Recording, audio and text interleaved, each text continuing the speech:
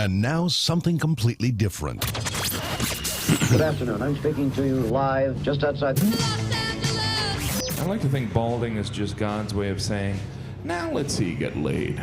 Is it true that if you don't use it, you lose it? What I'd really like to do is put the greatness of this man in perspective.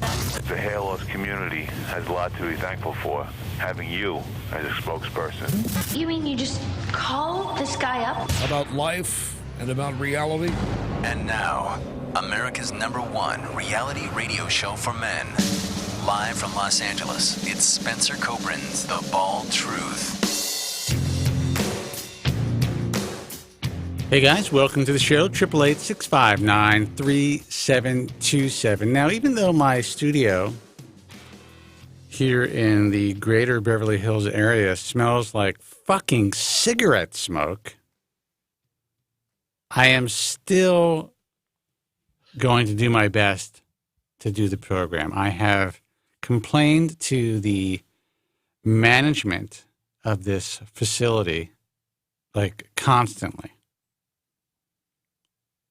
And because there's so many units in this building, they're having trouble finding the issue. I'm like, you know what? That's not my fucking problem, dude. If I wanted to kill myself faster, I would start smoking again. And at least I would enjoy it. And that's the way you should, like, if you're going to take yourself out, at least enjoy it. Don't torture yourself. Just do something that's really enjoyable and until you're not breathing. Yeah, like, why breathe in someone else's smoke through the vents here in my studio when I can go out and get a pack of Camel Lights, sit out on the terrace, go to the lounge, take a walk, and smoke myself, because I enjoy that a lot more. But I'm not doing that because I prefer not to die before, dying is not such a bad deal. I prefer not to be disabled at a young age. Everyone in this world is afraid of death. To me, that's just lights out. To me, it's sweet relief. It's like there's no more problems. Lights out. I just don't want to suffer. I don't want to be the guy, who's walking around with the oxygen tank, not able to walk through the fucking mall. So I choose not to smoke. But now I'm breathing in somebody else's. First, I had to deal with my fucking parents till I was fucking, 18 years old and left the house. Anyway, welcome to the show, guys. It's good to be. Yeah. Welcome to the Hair Loss Show. We're talking about secondhand smoke. Yeah, it's good. It's good to be here. It really is. It's been a while. We did one broadcast. Oh, Jesus. We did one broadcast since, I guess, all summer, essentially. And now that's our dedication to you. What did you say? And that's our dedication to you, the viewer. Yes. One podcast so far this summer. Look, we are doing our best. We've been extremely busy. A lot of great things have been happening. A lot of bad things and a lot of great things as well has been happening in the industry. But before we get into any of that nonsense, which is not nonsense really, let's talk about Joe's fucking haircut. Hey there. Because not only is it badass, maybe you need to explain to people, if you're willing to at this point, sure, why you're choosing to wear that very youthful.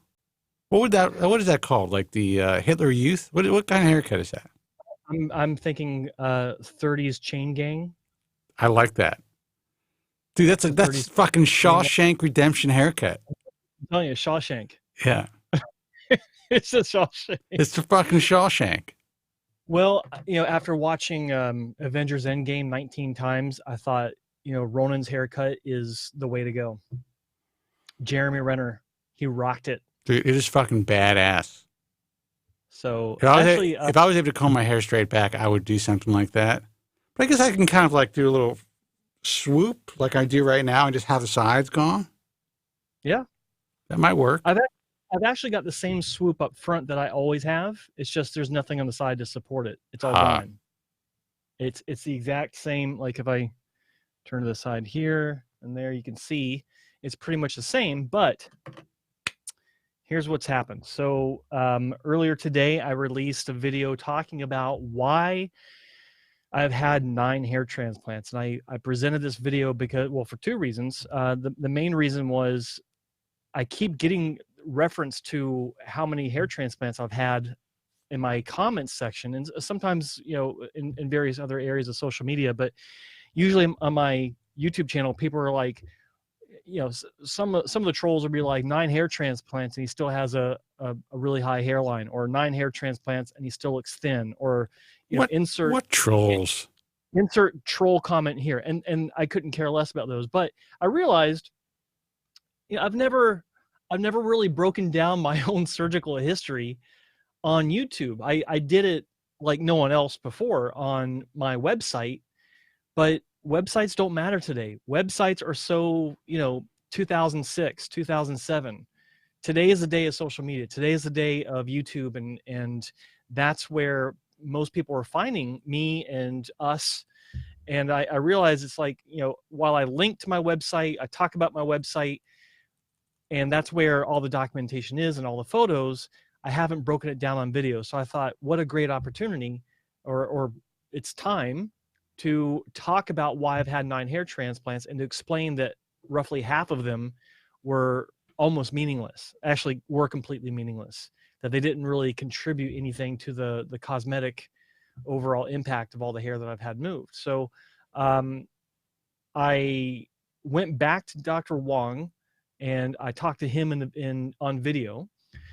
And I was in the middle of putting this together into a why have I had so many hair transplants video. And I was also going to do a second one, why is my hairline so high? But then when I was at Dr. Wong's office, we were talking about my donor area and what I have left in reserve after all the strips. And he said, you're stripped out. Like, we're done. There's no more going back to the well for that.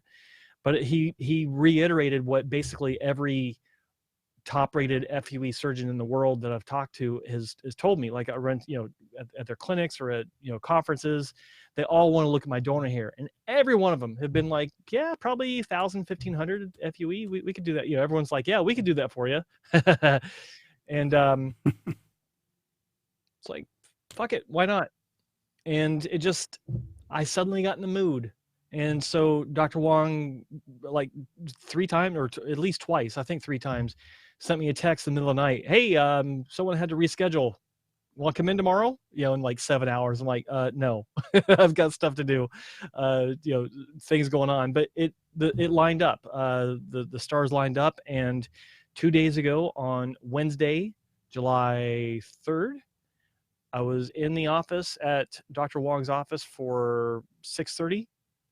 And I had my first real FUE surgery. I had 683 grafts, and 100 of those were put into the occipital donor area, donor zone, donor scar, and the rest were put into the center and left of center area of my crown to really give that the boost to put it over the top. And once it grows in, fingers crossed, it should be really nice. So I'm excited about it. And I love the haircut that his assistant James gave me. James is a cool dude. And he's the one that suggested rocking this style. I said, shave it. I said, just shave it all off. I was prepared to go, you know, with a full head blade action. And he's like, no, let's try this first. So now it looked like a really hip 23-year-old Asian kid. It definitely works, and it definitely makes you look Asian. It does. I'm just kidding. I'm avoiding the temptation, but I'll avoid it. But yeah, it's, I don't know, it's fun. My wife loves it. She's like, I had no idea that your hair could look that good. So you can't say something like, I just got a rice rocket, or. Well, my joke in the office was, you know, all I need to do is sit behind the wheel of a Lamborghini. I'm like all the cool kids in my suburb, because it's like 80% Chinese where I live. Yeah, here in LA, it's like, you know, like totally souped up, you know, Acuras and Hondas. In my neighborhood, it's like down where I park my SUV, there's was it one of the 750 horsepower Dodge Hellcats. There are 2 Ferraris. There's a Lambo down the lower level, and they're everywhere. What's funny is, it's these like 20-year-old Asian kids, and they have the in sticker in Canada. For your learner's permit, you also have an in sticker on the back to show that you're a new driver. Yeah. And they're driving around in like $400,000 cars as if it's nothing. Crazy Rich Asians. There's a whole show about it. Yeah, Crazy Rich Asians, and there's actually one of those shows was actually filmed here. Yeah, they're everywhere. Love them. I would like to find one of those girls. Come on up. Crazy Rich Asian girl. All right, guys. Well, so Joe had another hair transplant. End of story. But I did tell him that if the hair that was placed in his scar tissue really grows well, and he's able to maintain kind of a stubble look in the back, that's a badass haircut. It makes you look a little younger. It really works with your face. Until I put on glasses. I don't think any of these assholes are going to, bitch about the placement of your hairline at this point, because it looks like it's supposed to be there. They will, but I don't care. The one thing, one of the biggest positive developments out of this latest procedure, and I've actually got it on video where I'm doing my pre-op consult with Dr. Wong. I point to this one double hair in my hairline. Is everyone will automatically have like a couple of doubles in their hairline, even natural heads of hair. But there was one that was placed in one of my earlier surgeries where it grew out kind of coarse, and it always bugged the shit out of me. And he took it out. I don't know if you can see, there's a little scab there, but he got it out. And I was like, yes, it was like a weight lift off my shoulder. I don't have to worry about it anymore. So, well, let's take some phone calls, because I think people want to ask you about your 27th hair transplant. Let's do yeah, let's do it. Let's see who this is.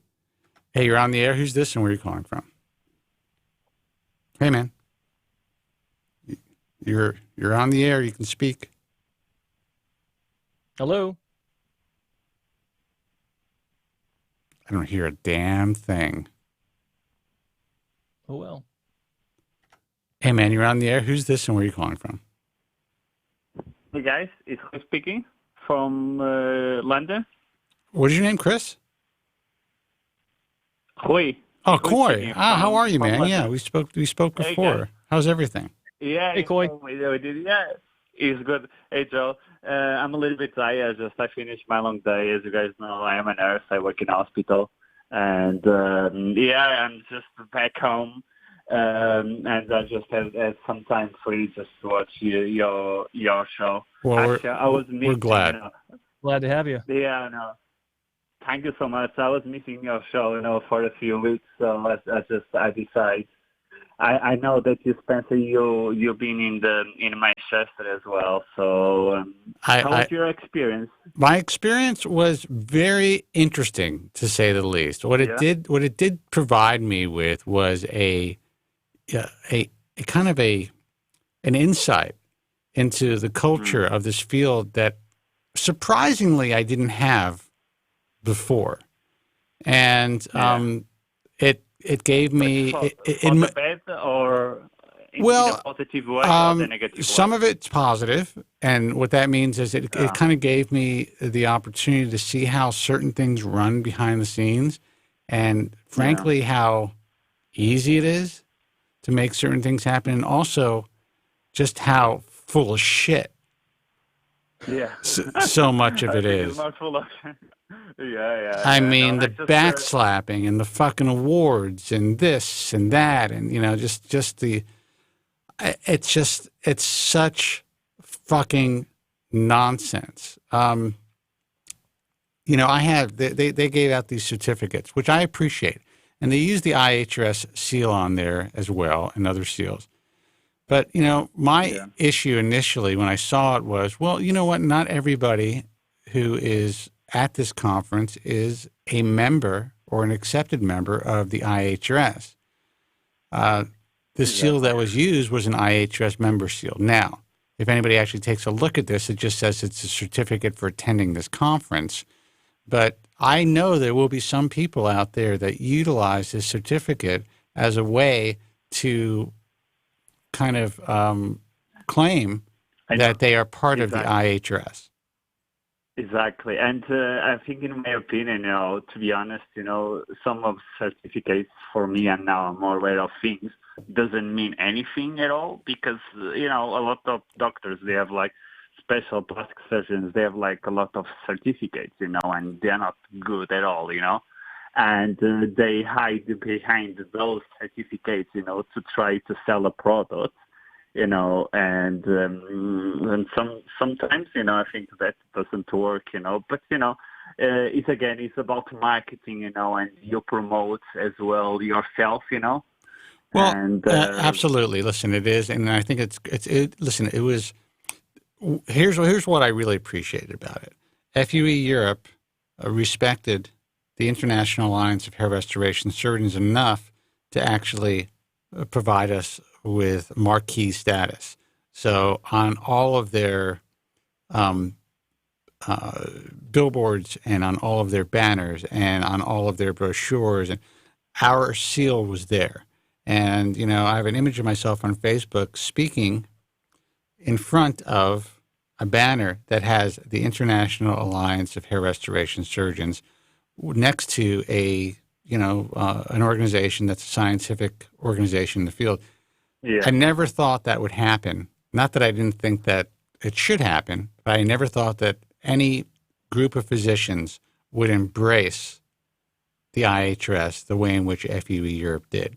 So that's a huge breakthrough for this industry. And one more question for you, Spencer. Of course, you are not a doctor, and I'm not as well. How did you feel, although you have knowledge, you and Joe on the field, but you are not a doctor? Did you felt, any point judge? Because so I think some of the doctors, they have this thing, we are the best, we said it's 6 years or more, and do you ever felt judged, or presentation or anything? That's a good question. I think being in the position that I'm in, I think that it's kind of the reaction that I get is more of there are a group of people who quietly dislike me and quietly may have those feelings that you discussed. And then there's this kind of adulation, especially from the younger people who have kind of grown up watching me in this industry. So these were the guys, especially, the young European physicians who were, they just wanted to take pictures with me and in front of our radio booth. They wanted to be on the program. They wanted to thank me for all the work that I've done over the years. So they're really, they treated me more as, even beyond the peer. I have to say and this is not to sound obnoxious, but almost as though I was some sort of a celebrity. And that was, that was great. I didn't need that. It wasn't what I was looking for, but that's what seemed to occur. Now, there's always the guys mumbling in the background, like, what the fuck is this guy talking about? I gave a talk and actually watched it myself, and I can tell that, and I'm very critical of myself, I can tell that the points that I was trying to make probably didn't land with about 40 to 50% of the people because of the way I decided to take a risk and present it. But, the reality is I did see a lot of people in the audience nodding their head. People came to me and said, this was a great talk. This is really important. Right. And in retrospect, I may have done things differently to try to reach them more broadly. But by taking that chance, I'll be completely honest. We had 19 applications in 3 days of being in that conference to the IHRS. Wow. We didn't say, hey, come on and join the IHRS. They asked how they can apply. So we had to take out a tab. We took out a tablet and we put it to the application page and we just said, you can apply right here. 19 people. And these were young. Well, there was one older guy, a Brazilian guy, older. He's maybe not much older than me. But, he's one of the guys that said, I really loved your speech. And I said, I don't think a lot of people really appreciate it. His words were, fuck them. You said the truth. And this was in his Portuguese accent. Yeah, I think as well, is open eyes, and basically you and Joe, you open this world, the hair transplant to the world, basically, you opened, you guys said the truth, and, all, what can happen, and just is such amazing, and give us all of those what's funny though, what you said about us saying the truth. So a lot of the doctors don't look at it like that. A lot of the doctors look at our truth as being antagonistic, subversive, subversive. We're trying to undermine, do all kinds of things aside from actually getting the truth out there. It's interesting. I actually wrote an article. I won't go into the subject matter because it's not published yet, but I wrote an article, and some people were looking at it to review it, and one of the points that were made about it being a negative article was that there was some sort of business conflict of interest with the person that was reviewing it, and I thought the truth doesn't have any place for light in some of these areas that you try to speak it. You try to speak it, it gets thrown into the shadows, and it's unfortunate. But look. Spencer is doing, in my view, God's work. Like, he is pushing the truth like no one's business. I try to do it as well, but he's definitely at the forefront of this because he's got the voice for people to hear. And I'm happy to be a part of the crew and to do my part. But things are changing. Things are. Well, I'm going to give you a little bit of a stroke fest right now. I mean, if it wasn't for you, honestly, pushing me to start working with you on YouTube and in this capacity and kind of showing me everything that was going on, because honestly, I was just complacent, man. I was sitting back. I was like, okay, my goal was to retire at 54. I say this all the time, and this is just the truth. You're settled. I was just like, okay, I'm going to be 54. I've been working with my financial planners for years on this goal. And the only reason I'll tell you guys the truth, psychologically, I felt I didn't want to work till 55. I didn't want to cross that threshold. Not that that's an old man, but there's something about it when I started young that this is what I wanted to work for and save for. So I reached that possibility.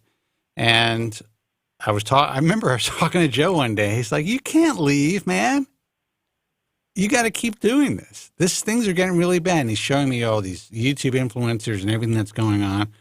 And I was just like, you know what? Fuck it. I guess if I'm going to do this, now it's time to do it right or do it bigger. And that's what we're doing. I mean, one of the reasons why I decided to work with FUE Europe in the capacity that I did. And let me tell you, it was a lot of fucking work. I haven't worked that hard since I was a kid.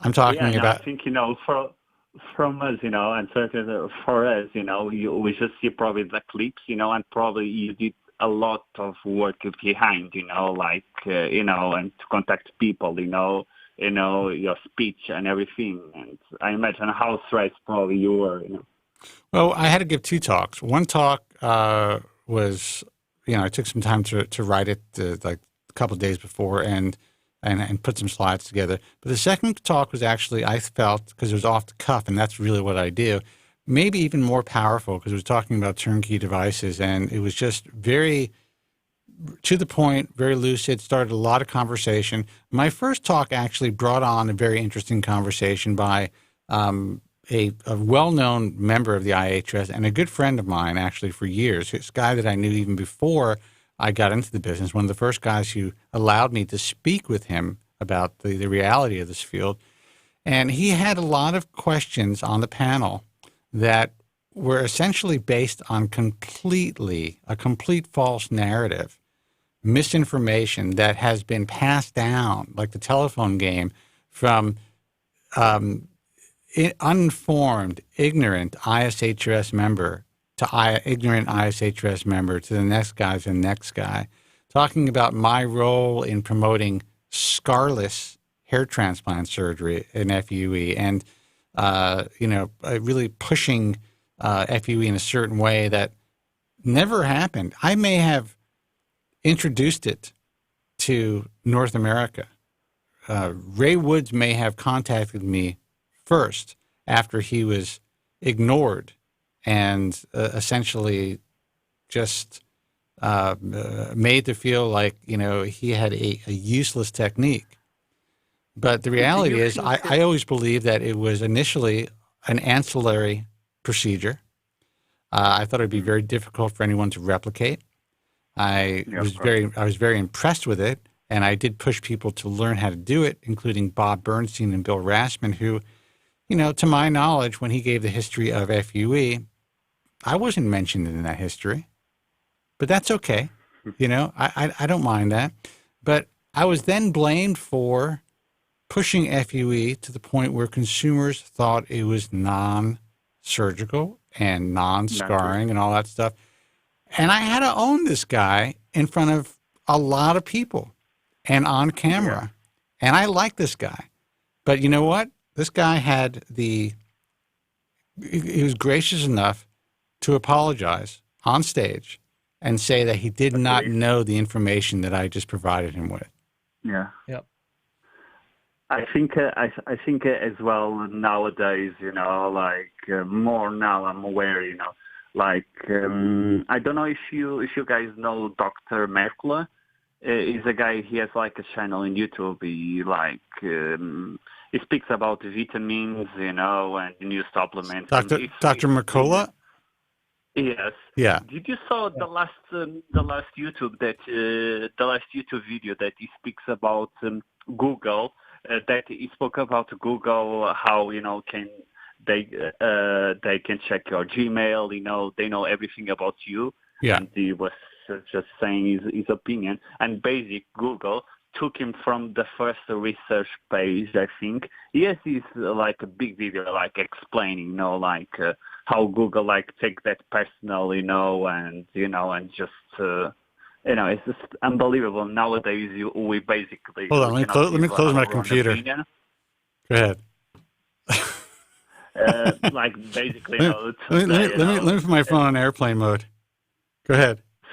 Were we just talking about this? Yeah, so basically nowadays we cannot give our opinion, of things, it's just... And actually, that video makes me really scary, Google can have access to my Gmail, without me knowing. Oh, yeah. Well, listen, I that's the thing about anything that I use online. I expect everyone to have access to it. So any dick pic that I send, you know what? Enjoy. That's the thing. It's like you can't, everyone was sucked into the Gmails and Yahoos and Hotmails back in the day because it was all free. Everyone scoffed at the idea of paying, but guess what? With the free stuff, you paid more than you realized, and it was with your personal information that they sell for hundreds of millions of dollars. I actually read we're definitely getting off topic here, but I read an article where there was some sort of push to introduce legislation where users will be paid, or at least they'll be informed of what their data is actually worth. Wow. Like tech companies that you deal with, like Gmail or Facebook or whatever, they have to let you know what your data is worth on the open market. I have to tell you, it's just easier for me to use Gmail, and I have all my Gmail accounts pushed to my phone and pushed to my Apple Mail, and I'm fine with it. If there's anything that is too personal, like first of all, I don't do any banking. I do no banking or provide any information. Any information. You don't only checks. You send deposits by carrier pigeon. Absolutely, man. Now, but I will also, as far as like my accountants are concerned, everything has to be sent to me in a private PDF that has an access code that cannot be seen through anybody, by anybody. So, go ahead.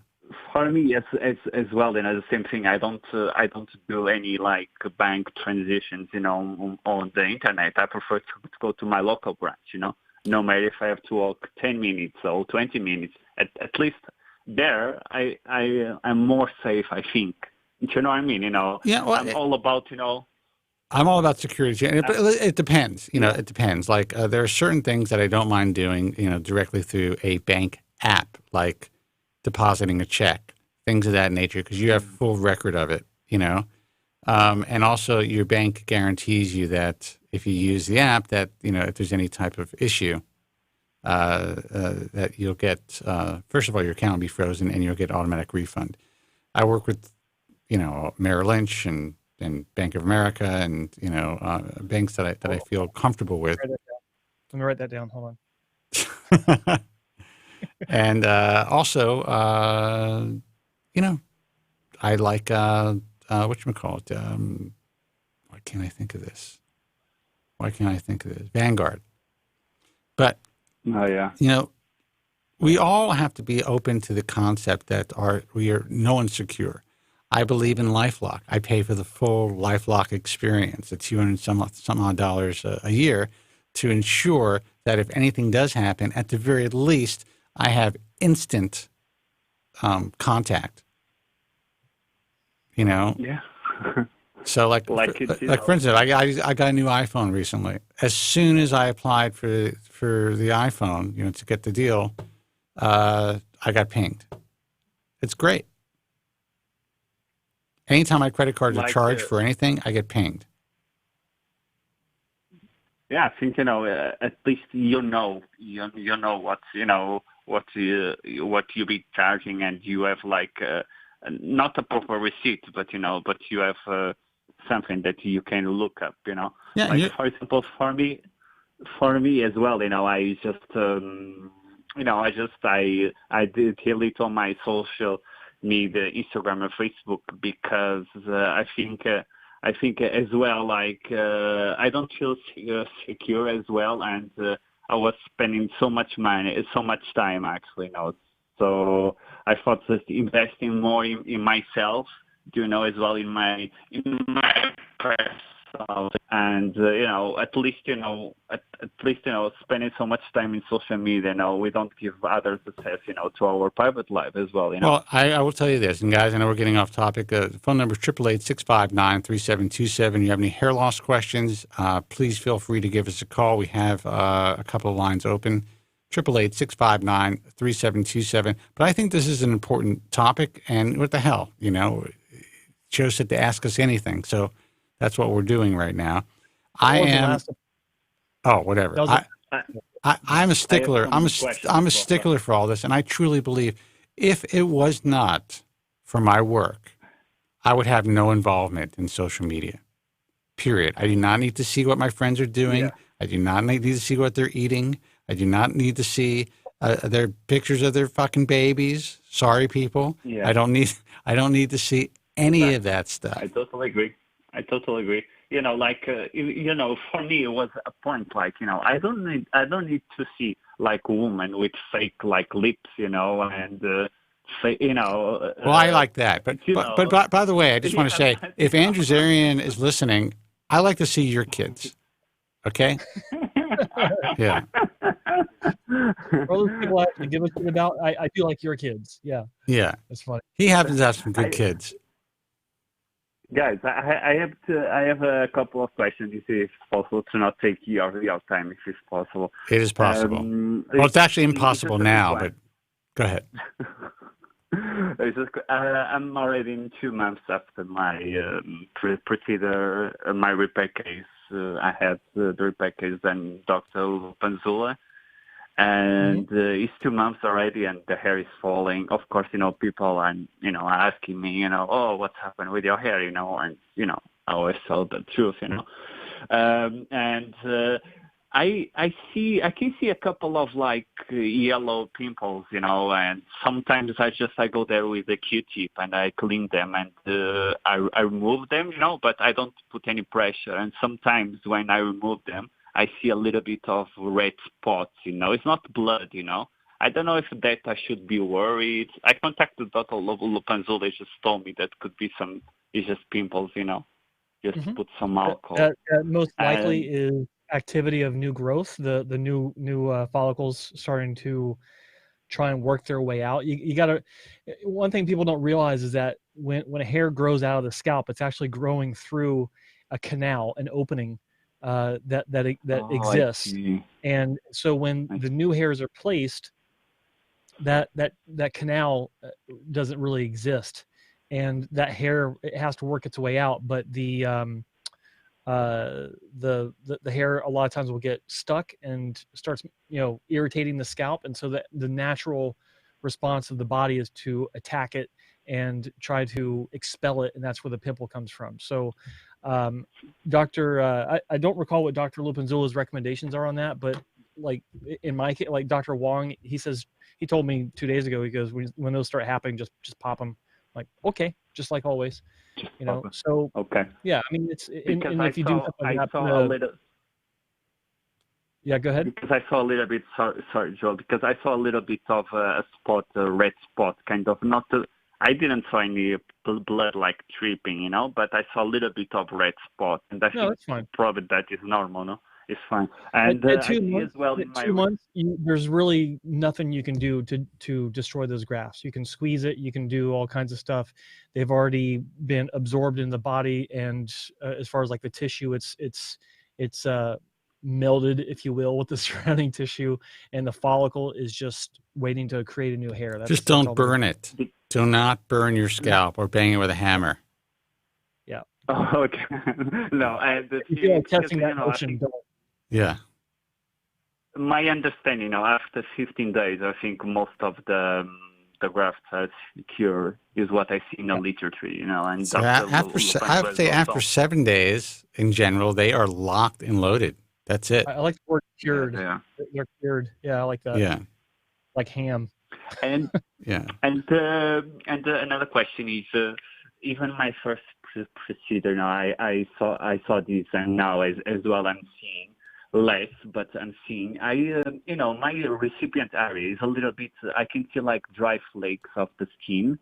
And I don't know if I should be worried about that. Dr. Lupanzula told me just to apply jojoba oil with some aloe vera, but I don't know if that is normal. I don't know if the skin try to regenerate, with the blood flow. I don't know your experience, Joe, if you had that as well. I'll let Joe answer it, but I'll give you my response just based on all the, the people who have contacted me over the years. You just had a hair transplant. Yes. There's going to be some, potential inflammatory issues. There's going to be reasons why you're going to have scalp flaking.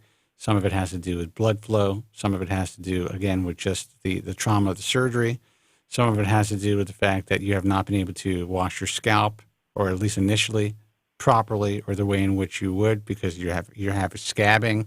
Some of it is residual. The way that the skin reacts to the scabbing process itself. So you're still going to have scalp flaking. There's a lot of different reasons. I'm not a physician, but these are all the things that come up, and it's pretty common. Well, another thing to consider with the dry scalp is that all the incisions that are made into your scalp, they're also damaging the oil glands that help hair to slide out of the canal easier as it's growing. Fucking guys always got to one-up me. Always got to one-up me. So you got a deficit of oil glands. They're not True. Creating that natural sheen that your skin has from having a thin coat of oil on it to begin with. It doesn't mean go down to your store and get some 10W40 or anything, but just give it time. What I do is, if it's feeling so dry that it can feel so dry that it's tight, and I've done. It doesn't? Okay, well, good. But if it starts cracking and the skin is dry, just get some pure, I would get, I used to get the capsules of pure vitamin E oil, or even just the bottle of vitamin E oil, and just dab a little bit on and spread it around and let it soak in during the afternoon, once I got home from work, back when I had an office job. And back when I actually had to work. Back when I actually had to work for a living. Joe, let me ask you, what do you think about coconut oil? Yeah, that's great too. Yes, exactly. I love coconut oil. Yeah, it's great. But ultimately, look, you're like Spencer said, you just had surgery, and your scalp is going to be going through all kinds of. It sounds like I'm talking to a kid right before puberty. You're going to be going through lots of changes over the next several months. the scalp is going to be dry. It's going to be oily at different times. You're going to have pimples. You're going to get a weird feeling between your legs. You're not going to be used to it. And, you're going to be sweaty around girls. For several months, your scalp is going to go through a lot of change. I know because it's just the it's just the process, and actually this is making me more tough because I know, let's face it, I know that people look at me, they see that I'm different, but to be honest, just makes me strong because, I don't know how will be the result. No one knows, even you guys saying, even in the best hands, I can have a poor result. I'm aware of that, but I'll tell you guys, I'm doing everything that is in my hands. I'm eating really properly. I don't smoke, I don't drink. So if something goes wrong, at least I can say, look, in my side, I did everything. Dr. Lupanzula as well did everything, and probably I'm just a bad case, or. No, you're a normal case. Yeah, but I would say that it is unlikely. I'm not saying that it can't happen, but we always want to create we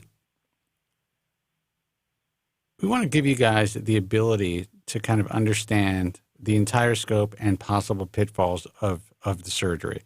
But the reality is that in the right hands, for the right candidate, there is a much greater chance of success than failure. So statistically. So there's a good chance, because you went to see Dr. Lupanzula, unless you have some sort of a unusual physiological issue, unless Dr. Lupanzula and his staff were completely fucked up that day, which I doubt. No, you're probably, they were amazing. They were amazing. You're probably gonna appreciate your outcome. Yeah, I keep I don't like to keep my hopes very high. I'm very normal guy. I'll see how it goes. With patient, I start as well do some meditation, intermittent fasting, and when she hoping like for the results now, but definitely this make me more tough, mentally strong, because probably Joe, it can relate to me as well, going, it's not easy, when you have young women to go on dates, or when you go to work, with your hair that used to be in a different way and now is in another, and shit, look at Joe now. Yeah, it looks amazing. Well, we say it looks amazing, but you haven't seen the donor, and a lot of guys in the chat room are like, let's see the donor and the extractions, for God's sake. So I'm going to take a moment and do a 360 and show you guys what the donor and recipient area looks like. And of course, while you're doing that, your internet is getting fucked up, but give it a shot. Is it really? It's okay right now. All right, so here we go. You'll see the donor scar in the center has 100 grafts also placed in it, so it looks a little bit redder than it should. Hold on.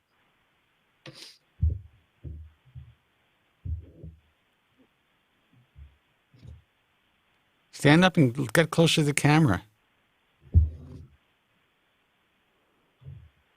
Don't be shy. Hold on, he's doing it. He's doing it. Look at what that motherfucker's got going on in his head.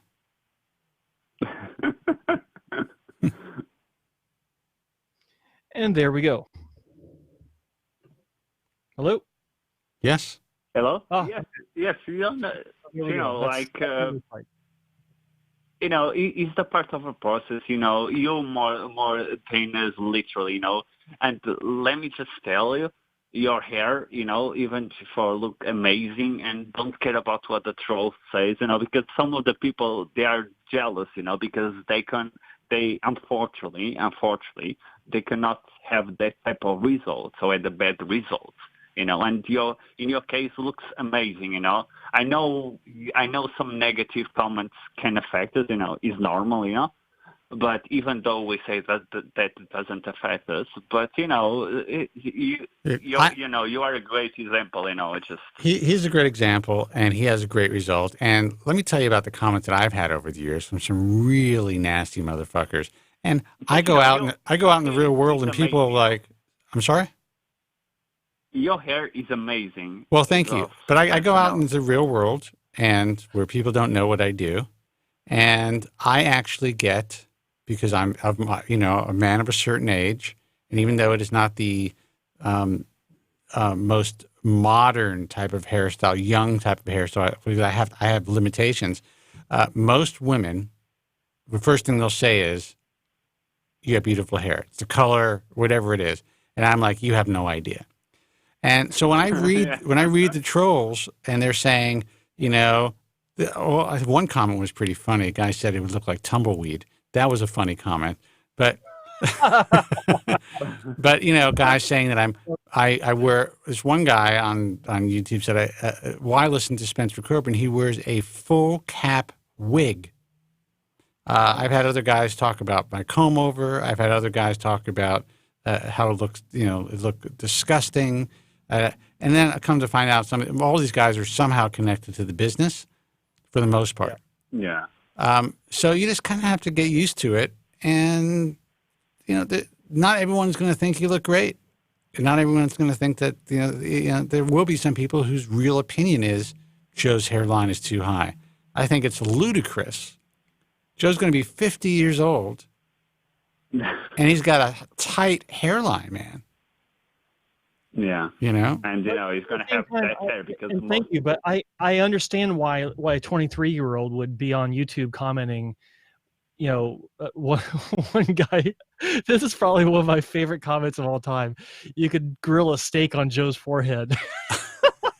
I would have said an egg.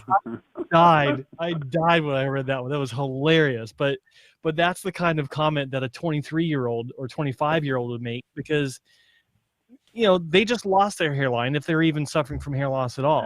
Yeah. So they remember what having a juvenile non-adult hairline looks like. And so I get it. And it doesn't bother me, because, when I was that age, I probably would have, if YouTube was even an idea, I probably would be that same troll at one point. But it is what it is. I mean, you can't. You just disappointed me in a way. God knows that I wouldn't want to. That I can't even believe. You would not be a troll. Oh yeah. Just one question as well. During all these procedures, when you were waiting for your hair to grow, can you just tell us honestly, how did you felt, going out, seeing your hair, falling and after start growing? How did you feel? How that like is? I want to have as well your experience. How did you feel? How that like as well interfere, to socialize, to do normal stuff. Let me stop you because what you're asking is something that I never experienced. When I was 22 years old, I had my first hair transplant because the doctor told me I needed one. I knew the first time I knew I was losing my hair, some asshole behind me in high school told me in the lunchroom in front of everyone that I was going to be bald because my crown was thinning.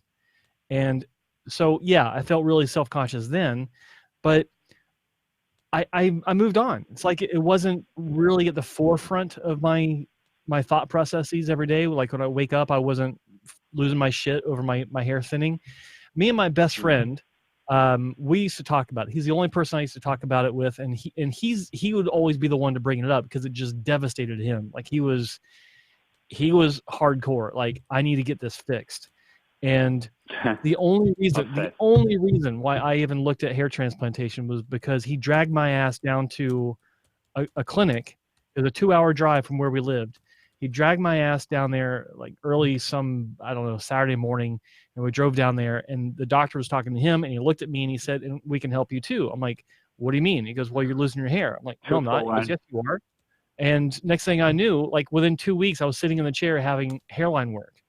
And so for me, leading up to that point, it was receding a little bit. And if you watch the video that I launched this morning, that I uploaded this morning, you can see some of those early shots. Like the first 2 photos I show, that's when I was 22 years old. I had my head shaved in that one image. I was in the Middle East on a ship. And the second image, the hair had grown out a little bit. I'm holding the shark mouth like I just, gotten these sharks on board, and my hair that was my natural hair. It was high. It was a little thin in the front, but it looked good. I liked it. But when I came home, that's when things went to hell. And it was after the procedure. And then the second procedure, that's when shit happened, where I'm like, man, this looks like absolute dog shit. What did I do? And I had permanent shock loss. So it accelerated my hair loss. By the time I was 25 years old, I was between a Norwood 4 and a Norwood 5. And the only hair I had up front were these nasty ass, thick, pluggy mini grafts.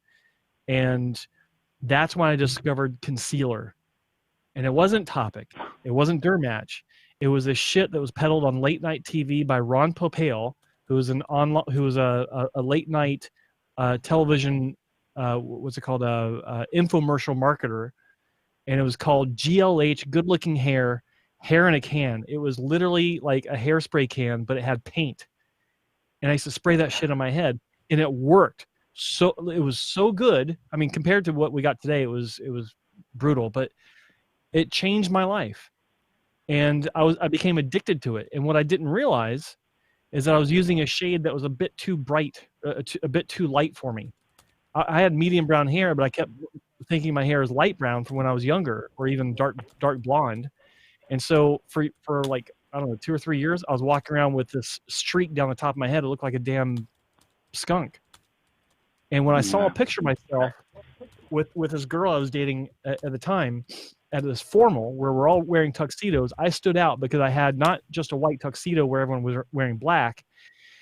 It was like a metaphor for my hair, because my hair had this bright streak going right down the middle, and I looked like an absolute idiot. I looked so ridiculous. And that's when I freaked out. I was like, what the hell am I doing myself? I live under this stuff.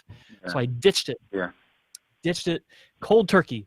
And my hair looked like hell without it, thin and pluggy, and continued to bald.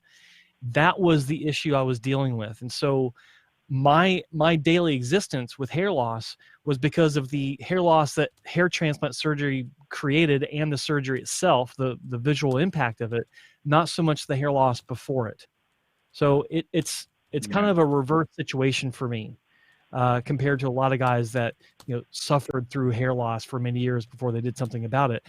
It wasn't really like it was on my radar, but it was like behind a bunch of other things that a 22-year-old should have on their plate. So it was tough, but it was a different kind of issue I was dealing with. To be honest, I really can feel you. I can relate with you, not in the hair loss, but in other things in my life as well, like with the same age, it's tough, but I don't know if you guys know David Goggins. He's an American guy that he's an amazing story. I don't know if you guys know. He has a bunch of clips in YouTube as well, and he launched a book as well. And he was like just a story from him. He was like really, really fat guy, and he liked to go to the Marines, but he was really, really fat. And in 6 months, he lost his weight. He completed the Marines. He did 3 Hell Weeks. I don't know if you guys know what is Hell Week. Sure. And you said nothing is impossible. This a guy that went for 24 hours alone. Those marathons that you do for 24 hours. I don't know the name. He broke Ironman. Yeah, exactly. He broke the world records for in pull-ups. He did 40,000 in one day as well.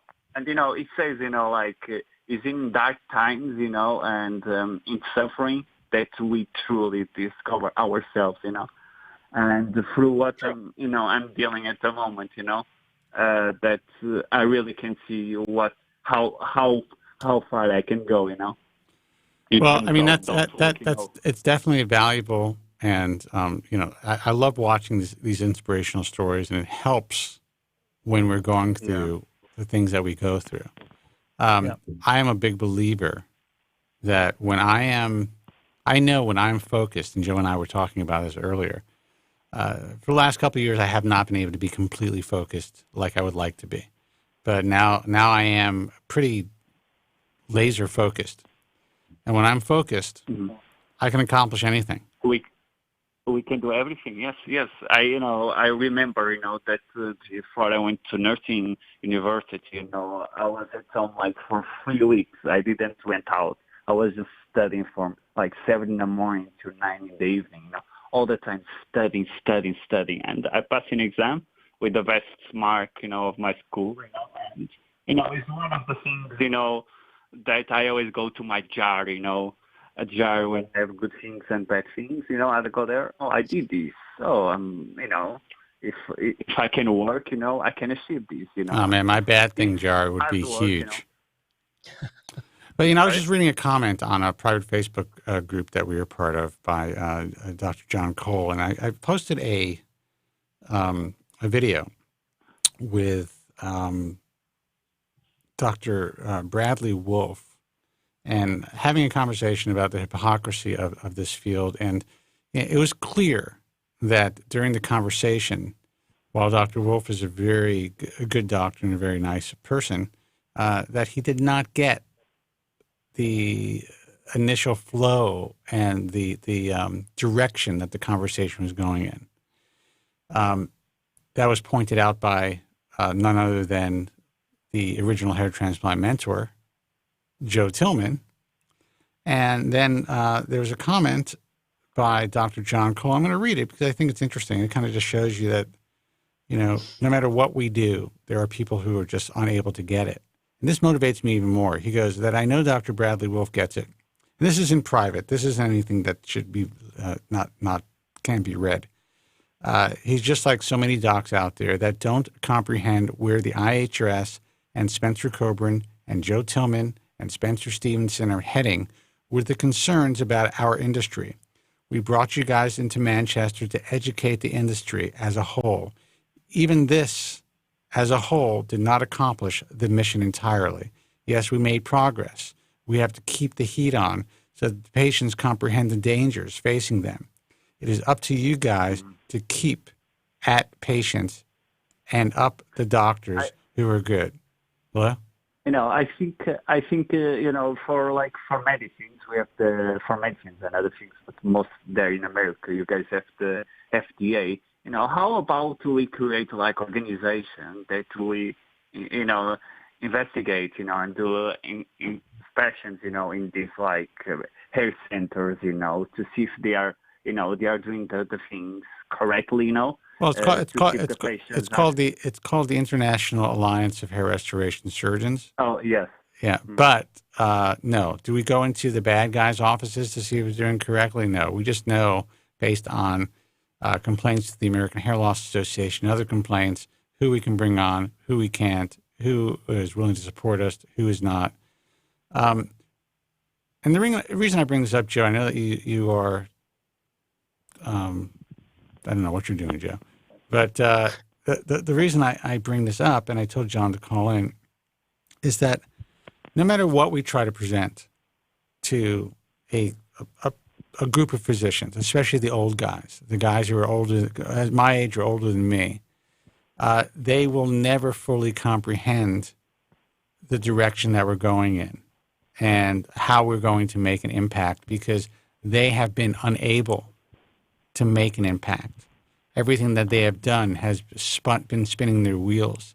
And frankly, I have not seen them accomplish anything that I would consider anything of merit when it comes to patient education and policing their own field. The one thing that they did do was, and I speak about this, and I spoke about this at the conference, and this is something that you guys should know about. In 1995, the Federal Trade Commission contacted. Sorry. What? It's just, I think this is hilarious. Yeah, the Federal Trade Commission contacted both the non-surgical and the surgical side of the hair restoration industry. And they basically said, and this is a time when they were really heavily scrutinizing what was being advertised in the field. And for a short period of time, there were no ads for hair loss products and treatments were no longer allowed to be put on television or in print unless there was a scientific basis behind their claims. So they said to the surgical side and non-surgical, listen, either we're going to police your industry, or, if you don't take charge and do the right thing and police your industry, we will. And when it comes to the FTC, it's an interesting organization because of the manpower, because they have, everything is, there's so many limitations. They will give you a warning letter. They will give you the opportunity to do the right thing. So in response to that letter, a group of guys got together and they said, you know what? We don't want any government intervention. We don't want any oversight. We prefer, and this is my opinion, to continue to fly under the radar and do whatever the fuck we want. So you know what? Let's try to satisfy them and police ourselves. And that is how the American Board of Hair Restoration Surgery was founded. They decided, a group of doctors, some very interesting characters, by the way, decided to form what they called a board to certify surgeons in this specialty. That's it. And the only reason that it was formed, at least at that time, was to circumvent any government oversight over their advertising and what they can and cannot say. And the reason I can say that emphatically and as a fact, it's even stated on the ABHRS's website. Yeah, I agree, and I think even nowadays, things are really are coming for the worst part, and things are going almost out of control, with so much clinics open, like, for example, all doctors, they don't want to learn new techniques. That as well worries me as well, because the things needs to advance. Because if things advance, is to give a better result in the end, And some old doctors, let me tell you something. I got some experience in that where, doctors are slow to change and they're resistant because, and the fact that they are, it helps to prevent the industry from changing for the better. I have a lot of experience with that, and let me tell you, hair transplant doctors, if they've been doing it for a while, are the most stubborn. I say this with love, guys, all the docs that are listening, but you're the most stubborn group of people I've ever met, because I've seen some clinics stick their head, they still do it today, stick their head in the sand when it comes to new procedures or even new adjunct therapies that are proven to have a strong body of evidence showing that they're or proven to have proof of efficacy, and proven to have efficacy. And even the clinic I used to work for, Hassan Wong, for years they didn't do FUE, and they're doing it now. They're doing a great job with it, but for many years they were resistant because their strip was so good, and they didn't feel like FUE was going to offer the same quality for their patients. And I disagreed early on, but same with other clinics. Like there's another clinic I know of that absolutely trashes FUE, trashes it publicly. And if they actually gave it a real shot with someone that knows what the hell they're doing, they might actually be pretty good at it. But it's amazing how preconceived notions about I'll explain it like this. When you work in the clinic, there's the comfort zone, absolutely, but there's also exposure to what's around you and how that influences your viewpoint on, in this case, a procedure. So for many years, if you're a strip clinic and you're seeing FUE patients coming in for repair, it doesn't mean that there's no one doing good FUE. It just means that there are people out there doing bad FUE. But the same thing goes for strip surgery. It's like before FUE came around, oh, well, you see a bad result of strip from clinic X. Well, they must be just really bad. That's not the case. It's like every clinic out there has a bad result. Doesn't matter what the procedure is, but when you're in the clinic and you see different patients from different clinics, but with the same procedure, and it's bad. It's like a bad growth, whatever. Yeah. You develop this idea that the procedure itself is the culprit, when it's not. It's just the clinics that are doing this either had a bad day, shit happens, or they're just bad in general and couldn't do anything right. So it's that goes along with what you're talking about with the industry being slow to change. A lot of these clinics were letting the evidence that was coming to them cloud their judgment instead of going out to find the evidence for themselves.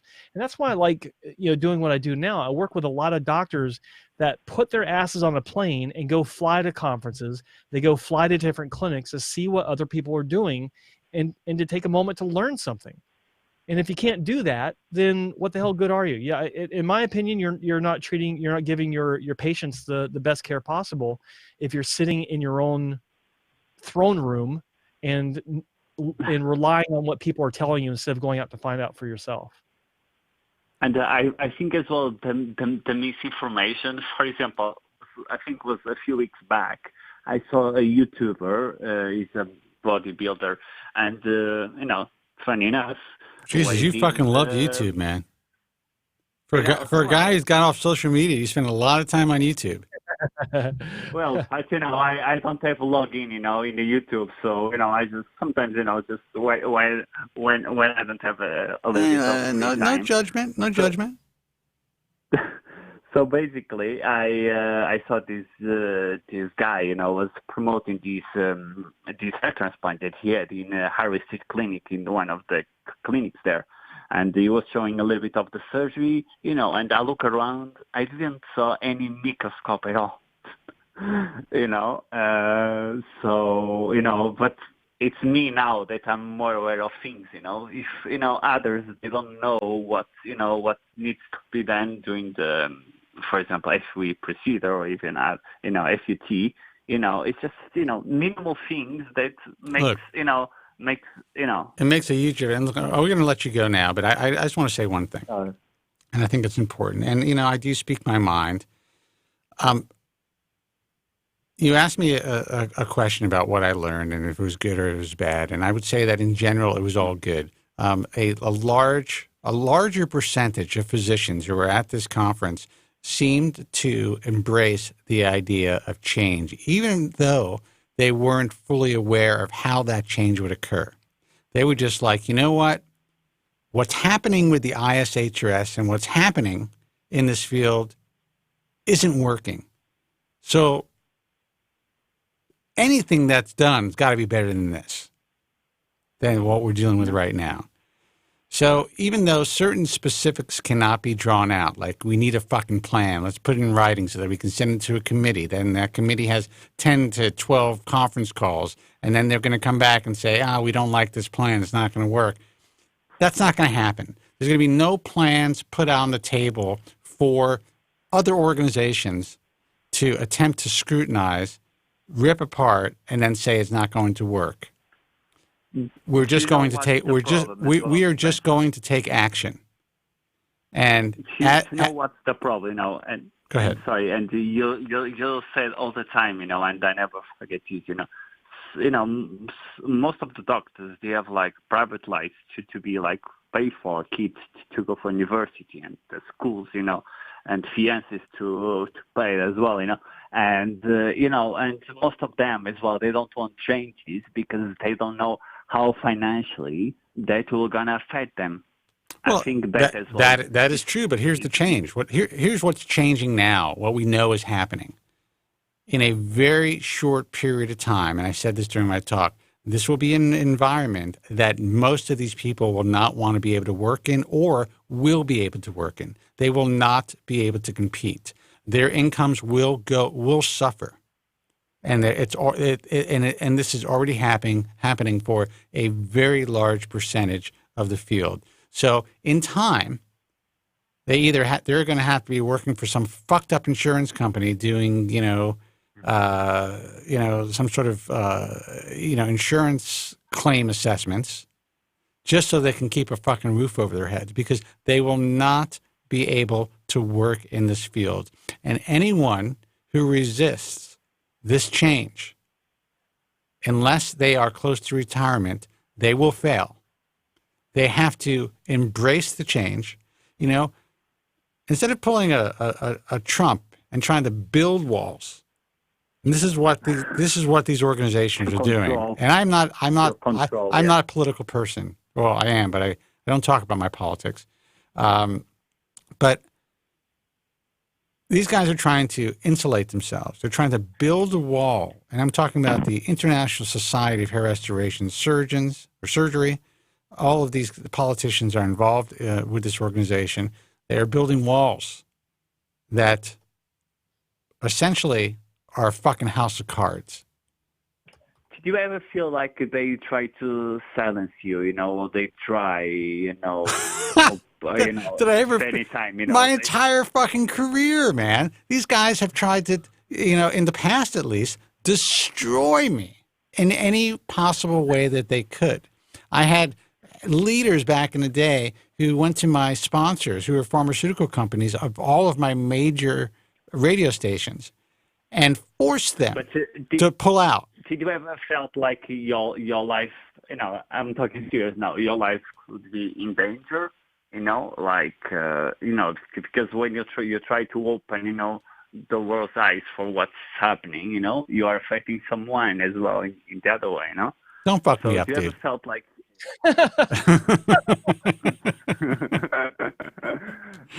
You know, the next thing I'm going to hear from you is your life is in danger. Click. Exactly. You know? Yeah. I'm watching. I've definitely felt that many people in this field have tried to put my livelihood in danger. I am in a position where that cannot happen. So do whatever the fuck you want, guys. I will win. On this call, you're gonna need some private security or something. Say that again. To protect. I think from this call now, you have to like have some like private security or something like that. Well, you know, it's funny that you say that. I actually, in a sense, I do. You know, from the compound in Calabasas, which Joe saw, to where I am right now, there is no one that could enter this space. That's just the way that I've always had. I've had to deal with a lot of. I have had death threats, not from people in the industry per se that I'm aware of, if they were, but I have had death threats, and I've had to deal with a lot of bullshit over the years. Telling the truth is scary, you know. Makes a lot of enemies. It's scary, you know. Like I'm a kind of person that I like to walk in the streets free, you know. I don't like to always look on my back, you know, because that makes me really anxious, you know. And dude, don't give people any fucking ideas. Do me a favor. Okay. Sorry, guys. I don't take no longer your time. Jesus Christ! Like, anxious, you know, talking. I need a drink. All right, dude. Listen, always a great call. I'm glad that you're doing better. I'm glad that you went to see Dr. Lupanzula. You know that you're in good hands, and you know, I can't guarantee anything, but I could. No one can. I can definitely say that you're probably going to be in a much better position than you were before. I hope, Spencer, and thank you so much again. You know, I cannot appreciate you guys, you know, for this help that you guys gave me, you know, to find Dr. Lupanzula, and for always, you know, I have always a great show there, you know. Thank you so much, and I hope you see you at least with 8 years old, still in the program, you know. That's a good sign, you know. That's, you know. Well, if I'm 80 years old still doing this program, you're going to see me off myself live on the air. With your hair, you know, gray hair, you know. I'm going to have white hair, and there's going to be a 45 on my temple saying, I cannot take this anymore. I think that's the way to go out. All right, man. You take care. Anyway, guys, thank you so much. You too, guys. Bye-bye. Have a lovely Friday. Yeah. You too. Bye-bye. 888-659-3727. Yeah.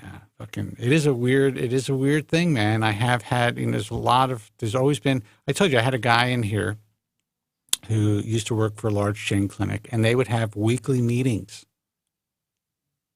about me. Yeah. About what I said that week on the program, how they're going to handle it, questions they may have to answer when consumers walk through the doors and have consultations. Jesus Christ. It's amazing how I survived all this all these years.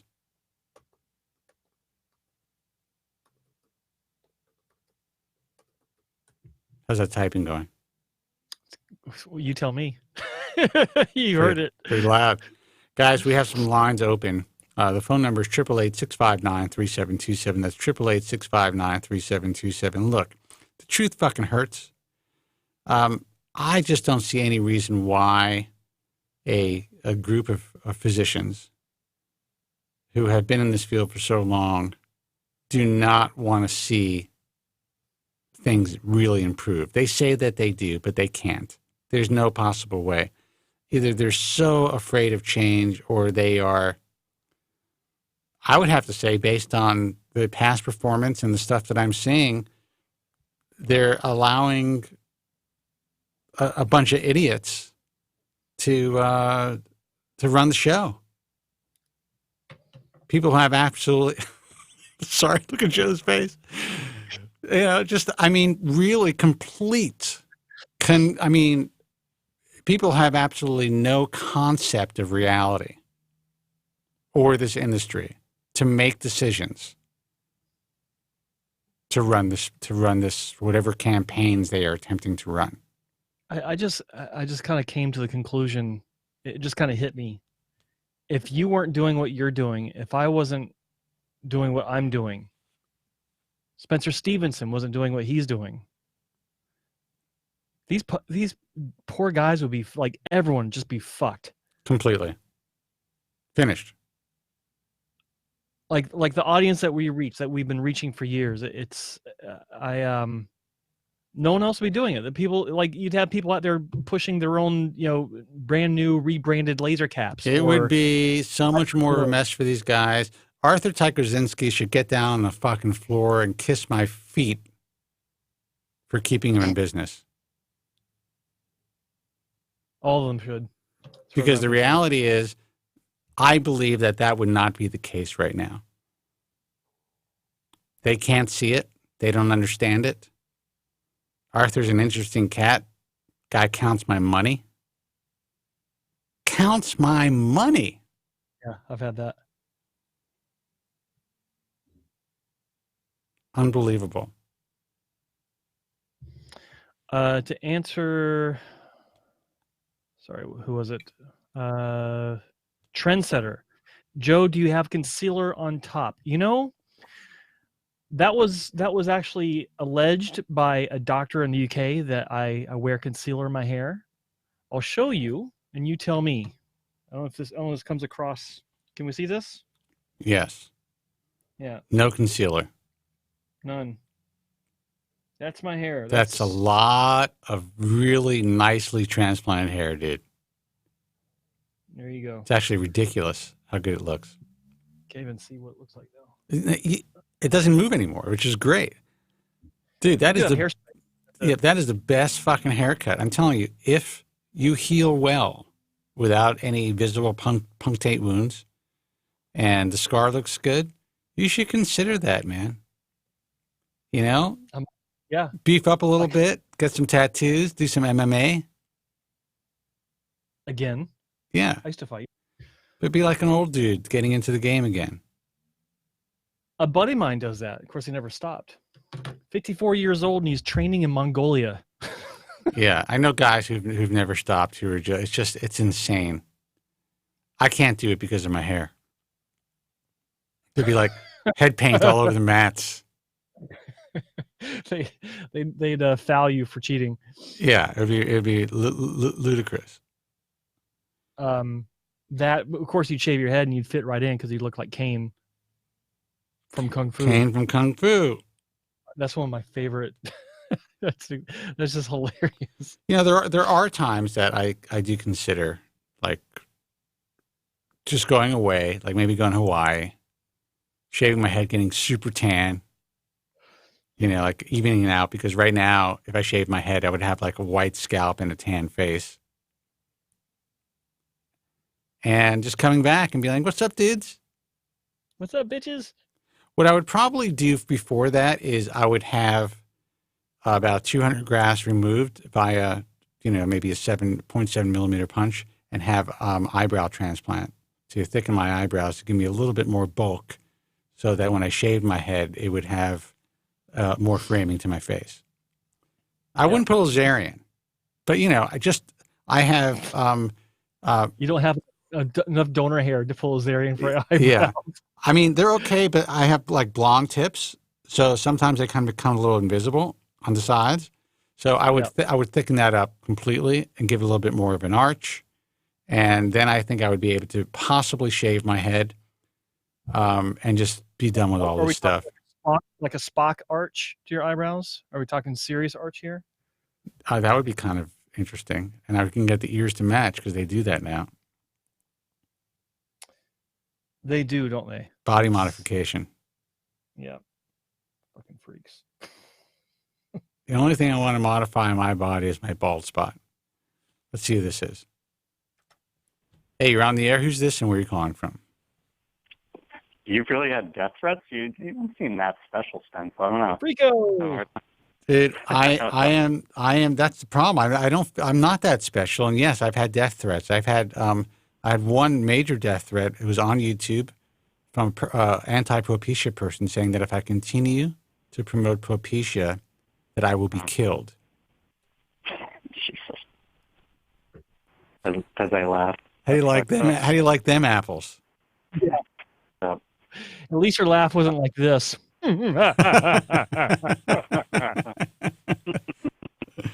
I've had I had one guy from upstate New York who stalked me for years, and I'm sure after hearing this, he's going to send me a fucking email. He's like, "Thanks for reminding me." Yeah. Yeah. Sorry to spark the combo. Fucking years. I've had guys who've actually gone on the air, read a script that was a transcription of my program in front of a camera and basically played Spencer Kobren. Remember that, Joe? He did what? He played me. He said he was a consumer advocate for men and women dealing with hair loss.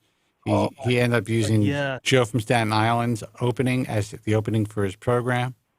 Come on, really? What a weird motherfucker. Like, and that was just... he would read a script of my show, and then he didn't understand why he was contacted. I was on the radio at the time. Why he was contacted when I was contacted about it. And I was just like, I should not have engaged, but it was just like, dude, it's cool that you want to do what you want to do, but, that's my content. And you're using your opening as Joe from Staten Island's promo or bumper. Don't you find that a little strange? He didn't find it strange. He thought that I was somehow harassing him. Well, not only harassing him, but I was somehow insecure that he was going to take over this space. Are you feeling threatened? Yeah. And he went online, did a whole bunch of stuff. I can tell you some fucking insane stories, dude. Stuff that I don't even want to repeat that I've had to deal with. I had a guy that sent me a cutout. I mean, this is scary. He sent me a letter with cutout letters. Come on. I'm not joking. And a picture, you're talking about Mr. Spock? A picture of, what's his name? Captain Kirk. Okay, yeah. Saying how he enjoys Star Trek, wanted to know if I enjoyed it. And all of this conversation was in letters that were cut out of a magazine. Wow. Holy shit. Yeah. So that's my reality, dude. Jeez. I can't even imagine what it's like to be truly famous. Yeah, it's fucked. That shit's got to be fucking crazy. I was gonna No, say I thanks. really appreciate what you said in your like your second to last Instagram post about doctors and being sort of sociopaths getting in the field and having patients return and not just knowing what they're doing. It's just so fucked. Reminds me of the last time I was at my doctor. He didn't even want to look at my hair. He was like, just not wanting to deal. I have never, and I was honest about that. I mean, for whatever reason, this field, and I think aesthetics in general, but there is a sociopathic element to anyone, not everyone, but to a certain percentage of people who enter this field. Mm-hmm. There has to be, and I've witnessed it firsthand. But for anyone to be able to say, and I've heard guys who are famous in this field say, well, the technology wasn't great when we started, but, people wanted hair and, they were happy, so we continued to do it, and then things evolved. You know what? Figure it out. Figure out something that actually looks natural. Take some fucking time. Instead of making millions of dollars and becoming one of the richest doctors in the world, this is one guy who told me this, I'm still seeing the walking wounded of this guy. And this guy is a famous guy, world-renowned in this field. I'm still, I work with some mainstream, let's say, online resources, and they still ask me about some of these names, and I'm just like, holy shit, you guys are just so out of touch. Damn. So, yeah, I mean, look, I am, I guess I'm at a stage in my life where I give zero fucks. I'm just going to go out there and go. I'm not going to go down because nothing can take me down at this point unless it's like what's his name said, a bullet or something. But I'm just going to tell the truth completely, utterly, like I always have. But, now it's going to be to a level that I really haven't done in the last, say, 15 years. Good, man. Got to do it. People are fucking people's lives. It's true. They're animals. Yeah. Joe is getting more uncomfortable by the second. No, I'm not comfortable at all. It's just I'm starting to the fatigue of having a procedure two days ago is starting to kick in. It kicks in the afternoons. I get tired. I get drowsy. Drowsy. I get drowsy. Yeah. You sure that's not your fact that you're going to be 50 in a couple of months? Well, I haven't had my second nap of the day. Excuse me while I apply an antibiotic ointment onto my donor area. So, Nico, any questions? Yeah, before you pass out, Joe, I got two questions for you. I was going to comment on something else, but of course I do. No, I was actually just on my dermatologist. I'm a motherfucker who used to never go to the doctor. Now, after having a hair transplant, I'm like, ridiculous. It's terrible. But I do have legit issues with the scar that I mentioned last time. She'd saw that part of the scar was, she said part of the scar was keloid, and I was like, fuck, it was, I don't see that. I mean, it's definitely raised, but no.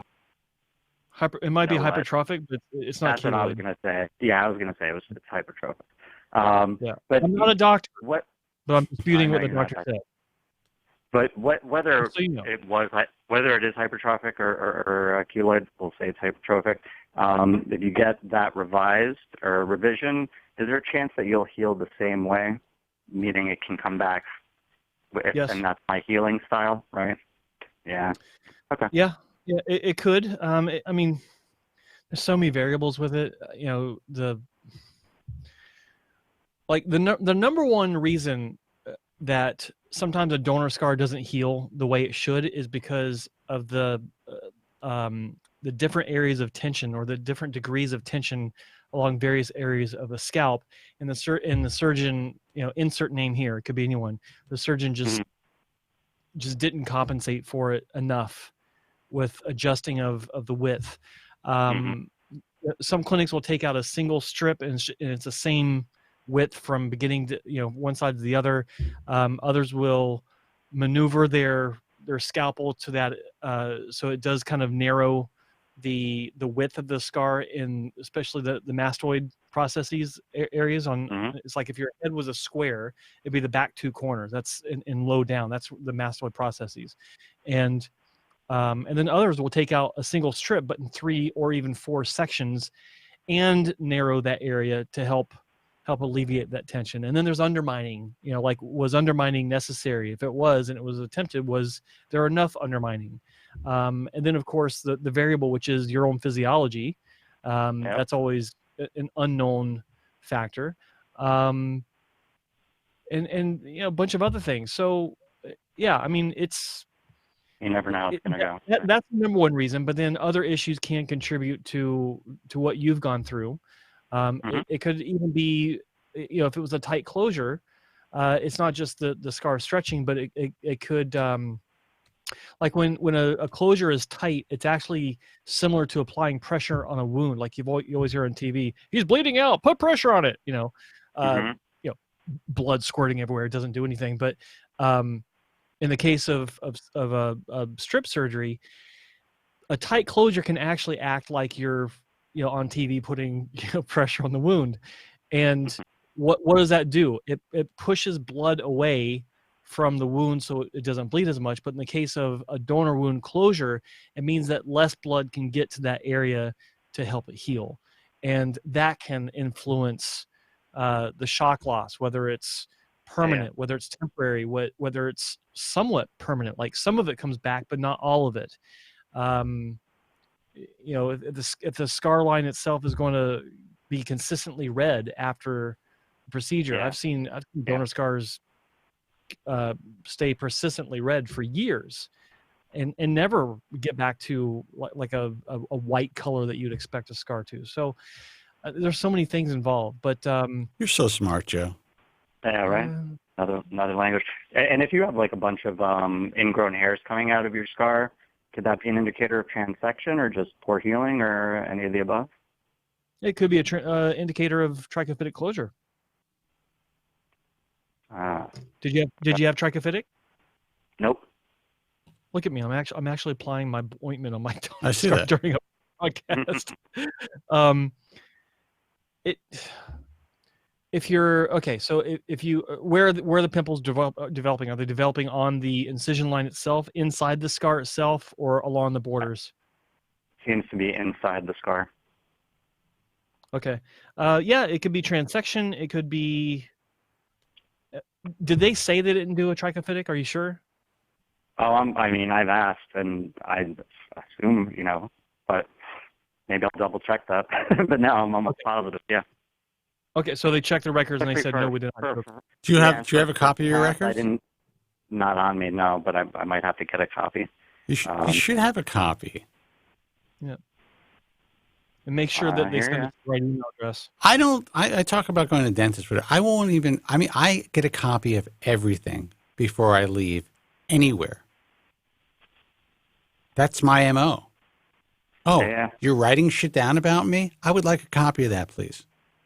I just assumed trichophytic wasn't typical for a first strip unless that's what your goal was, just to have only one strip and you wanted a tricho, but whatever. Or, I don't know. Well, you'd think, but some clinics will do, usually it's like if you know you're not going to have any more strips, then trichophytic makes a lot of sense. But different clinics will do it like everyone's been saying in the chat room and we've been saying for years, and just the matter of fact that it's not a regulated, there's no standard way to do any of this. None of it. There's no standardization whatsoever.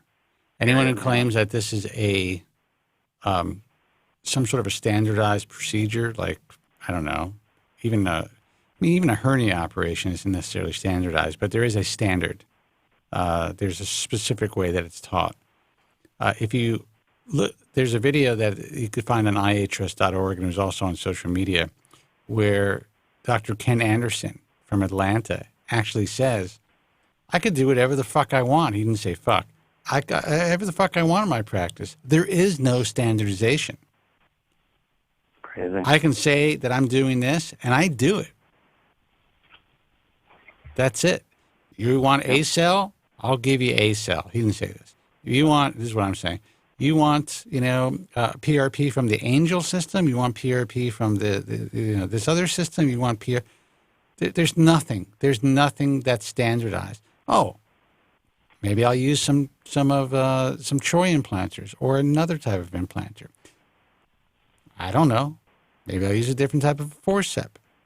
Maybe I don't like to angle grafts the way that I'm taught to angle grafts, but in my practice, I do it in this specific way, and aesthetically, for me, it seems to have better results. Works better, yeah. That's the reality of cosmetic surgery in general, and that is a big reality in this field. People find their own way. It's called the practice of medicine, but they find their own way to kind of learn. And a lot of guys, it's funny. They like this post-op. And there's a learning curve to their own work, which is kind of fucked, I would imagine. It's a minimum of a year. Mm-hmm. Say they have 5 cases a week. It's going to take them, and they do that. Let's just say they do 200 cases in a year. It will take a year for them to see those mistakes of the first few cases. Yeah. And meanwhile, they repeated the same mistake for an entire year. Yeah. That's twisted. That's so twisted. Hey, last thing so I can let you sleep, Joe, is you talked about telogen effluvium, the different kinds on your glossary. You mentioned one being how the hairs can grow inward. Is that right? I don't remember. You said something about it on your glossary. It says there were different kinds mentioned. One where the hair actually grows down or in. I don't know. I'll have to go back and look at it, but I didn't know if that could cause any sort of inflammation, maybe, or something like that. But maybe I'll come back to that. Sorry. Don't be sorry. Joe's just completely confused right now. He's on drugs. Are you talking about shorter growth cycles? I mean, that was one that I remember, but you mentioned how the hair can actually grow downward or inward. I didn't know if that meant into the scalp, but never mind. I'll have to look back at it.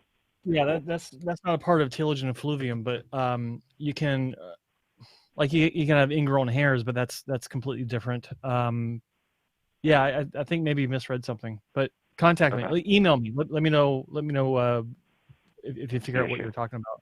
Yeah. Cool. I have a new soundbite for you guys. Next time I call you, I think you'll like it a lot. It's perfect for the industry problem. Play it now. Play it now.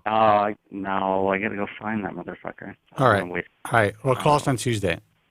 All right, boys. Have a great weekend. Nico. Thanks, and congrats, Joe. I know it's going to go well. Thank you. All right. Take care, man. Bye-bye. Take care, boys. Thanks. Take care. Phone number is 888-659-3727. If we don't get a call in a second, we're going to go because Joe's about to pass out. Actually, a bit more energized now. You are. So I'm being, as usual, sometimes I'm a little bit overly candid, and I become very passionate about what I'm speaking about because I just see the nonsense. Look, I put up a really powerful clip, a segment from one of these doctors who sat down with me at this conference and said, and I'm not going to name the doctor because the video is down, but he actually said, you know what, maybe I shouldn't say that, but he said stuff about how essentially all you need to be in the ISHRS is a license to practice medicine. All you need to do to take the test for the ABHRS is to have a license. And should I say it, Joe? Yes, you should. That say most of the doctors, I didn't say this was said by a physician, that most of the doctors who are diplomats of the ABHRS are not good at what they do. He said it in a much more harsh tone. You want to repeat what he said? I don't recall exactly the words. I only watched it once before you took the video down. It's on you, man. Said they're some of the worst doctors. I said it. But you didn't say it. He said it. No, I did not say it. I was He said it. I was just like, holy shit, this is fucking gold. And let me back that up with something. I made a video saying the exact same thing about ISHRS. You got to have a medical license. Right. You have to be, whatever I think they changed something. And this isn't a slight. I was breaking down the differences in the organizations, because when people are going to websites, they're going to the hair transplant homepage, and they see these different seals, and they have all these different letters that they have no clue what it means. And so, and then even worse than that, some clinics are taking completely how can I say this, inert organizations, and using their seal to say we've been approved by this organization. And when it comes to organizations like the ISHRS, you look at their motto: collegiality, education, and forgot what the third thing is, but it's just an education organization, which is great, and they do a fantastic job of that. But that's what it is. It's an education organization, and these are the requirements to get in. You got to have a base level of, some sort of competent. You can pass a test, or you can have a medical degree. That's great. It's better than some places. Yeah. Like, you were offered an Italy award. I was offered the Michelangelo Award from the I think it's the International Society of whatever, the Italian Hair Transplant Society. Yeah. And you know what? I really should have taken it. Yeah, you should have. Yeah. I'm waiting for mine. I'm waiting for my offer. So anyway, it's like, well, look, and also, well, that's the thing. There was nothing that was said wrong. He was being honest. And I was like, you know what? I'm proud of this motherfucker. He's coming here. This is a place to be honest. And he was honest. Now, I wasn't drinking that day because I was working. And I don't remember drinking the night before, because I think, I may have had a few drinks the night before, but I was pretty sharp. He claimed that he had spoken to me and said, and I asked him, is there anything that I don't want to, that he doesn't want included in the segments that we produce? And he claimed, take out anything about the ABHRS. Now, that could be true. He said that my Persian assistant, Andrew, was there. And so it very maybe well be true. But the one thing that I do not do is, if I promise somebody that I'm not going to put something in a video, I don't do it. So I have absolutely zero recollection. But it would have been wonderful if it was allowed to stay up there, because it was a powerful statement that consumers need to know about. And it was coming from an old guard physician who is also a relative politician in this field, who is willing to speak out, one of the few, to speak out and tell the fucking truth, so that patients don't get confused and can possibly be saved from harm. But boy, did he fucking flip out when that video was put up online. In a private forum, by the way. I didn't even make it public. Yeah. So it taught me a few things, again, that, you know what? We're going to have to do this ourselves. And with the group of doctors who are already committed to making this happen, we will have about 200 guys in the next couple of months. It's taken me a while to vet them and to bring them on board, but the applications are in. We will have enough people to do what we need to do, and we're just going to do it. We're going to do it. That's it. I can't worry about what some of these guys think. I can't worry about whether they understood my talk. on FUE Europe. I can't worry about them not understanding a plan or thinking that their plan is better than our plan, or my plan, I should say. You know, the only reason that I am not interested in what they're doing is because I think it's only going to harm their colleagues and the field. And in the end, it's going to harm patients. That's it. Well, based on that reaction that you got, that was the thing that popped in my head. It's like, this is it. Like that kind of solidifies it, that even if they do understand what the problem is, or what the problems are, plural, they're completely paralyzed to do anything about it, much less speak out about it, like he tried to. Right. And then change his mind at the last second. That is the problem right there. That's the problem. Because if you know what's going on and you understand what the problems are in this industry, and you pull back, you had a moment of clarity, a moment of balls to say something. A moment to shine, to actually do something in this world. That was very disappointing to me. Like I saw it, I heard it, I was like, wow, that's awesome. Man, that is like unbelievable that he said this. And then 10 minutes later, just don't tell anyone I said that. Right. Oh, it was unsettling for him. I mean, he was upset. He was very upset, and I feel bad that I upset him. It wasn't my intention. I do not put anything online that I believe anybody doesn't want on there. That's the one thing people can trust with me. When they come into the studio or they are interviewed in any way, shape, or form, I do ask them, is there anything that you are uncomfortable with? If there is, let's stop, say it on tape, and it will be edited out.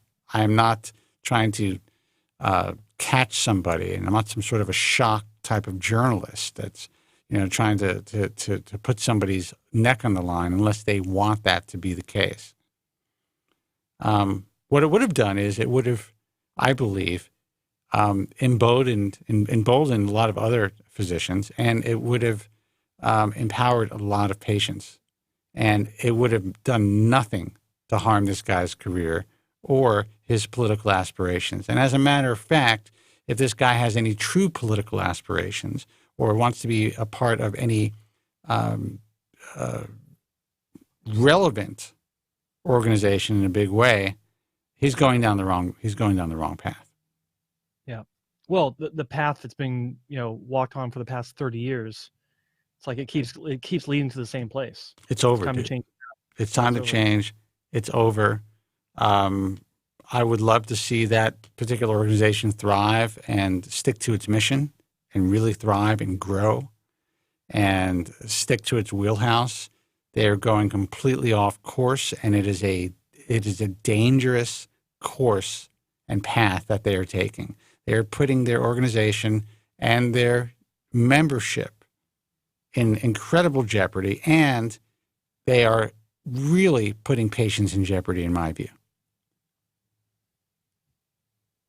These bad guys are not going to take any bullshit.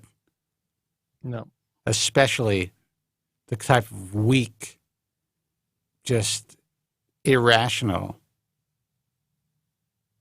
plans, at least that I'm aware of, that I could see online, that these guys have. I just watched a video from a guy who is part of, one of these committees against the black market.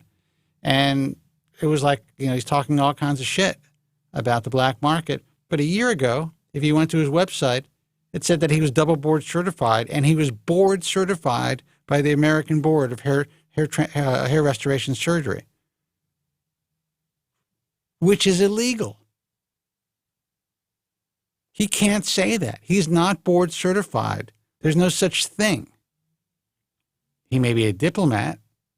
Now, once that was brought to his attention, kind of without actually calling him out publicly, but it was brought to his attention, all of a sudden it was removed. And it was written online that, the website is in the works. What the fuck does that even What mean? web person is going to put that you're double board certified, and one of the certifications is the American Board of hair transplant surgery unless this is something that you provided them with. Doesn't happen. Yes, I know my website said I like pink unicorns. I know it's a hair transplant website, but it's in transition. Right. It's removed. So these are the people that we're dealing with. And these are the people that unfortunately are trying to lead the way. And a lot of really unsuspecting physicians have been kind of duped, in my view, to follow their lead. Or they're too fearful because they have either political aspirations or they don't want to make enemies. They don't want to upset their peers. Fuck, man. If I knew that this was what medicine was about, well, I guess, I don't know. Not that I was ever thinking about becoming a doctor. I would never have considered being a doctor that one day. That one day, yeah. Anyway, I think we had a really good Friday afternoon rant. Yeah, it was a nice return to form. Yeah, I should get a lot of shit in the coming week, so there should be some good rumblings happening. We're going to get you, Kobren. Damn you, Kobren. How come Kobren doesn't? How come he's against what we're doing? Just fucking help people, guys. It's all you got to do. It's easy. Fucking easy. Yeah. It's not going to cost you hundreds of thousands of dollars as an organization. Like I mentioned the call, and I mentioned the call that I got from a politician, and I said this during my speech, and he said, well, you know what? I was talking about what we're planning on doing, some of the stuff, and he's like, well, we haven't really seen anything yet. At least the ISHS is trying. They have allocated a few $100,000 to a campaign, and while we really don't think there's a solution, and while no one really knows what the answer is, the ISHS is willing to throw that money, or he didn't say that, but spend that money just to try to see if something can be done. I'd like to see an actual real corporation board sit down and have someone pitch them. Now, we don't really think it's going to do anything, but we'd like to invest this money just to try. Yeah, we really don't have the answer. And I said it during my talk. I said, why not try to figure out what's possible, even if it's small, and work on these small possibilities. And then eventually those will build. And then maybe the impossible won't seem so impossible a year from now. Maybe you guys will start to figure it out. Or give the money to somebody who knows what the fuck they're doing. I wouldn't even fucking take it. Joe, do you want to take a call? If we got one, sure. All right. Hey, you're on the air. Who's this and where are you calling from? Hey, this is James from Texas. James from Texas. What's happening, man? What's up? There, hanging out. I heard that you were waiting for a call, so I don't have so much of a question, just more of like something I was going to bring up. I guess because I don't know if you've talked about other YouTubers. Well, there's one that I follow as well, another one that has had some really good results with finasteride. His name is his username is somebody Alex. Have you heard of him? No.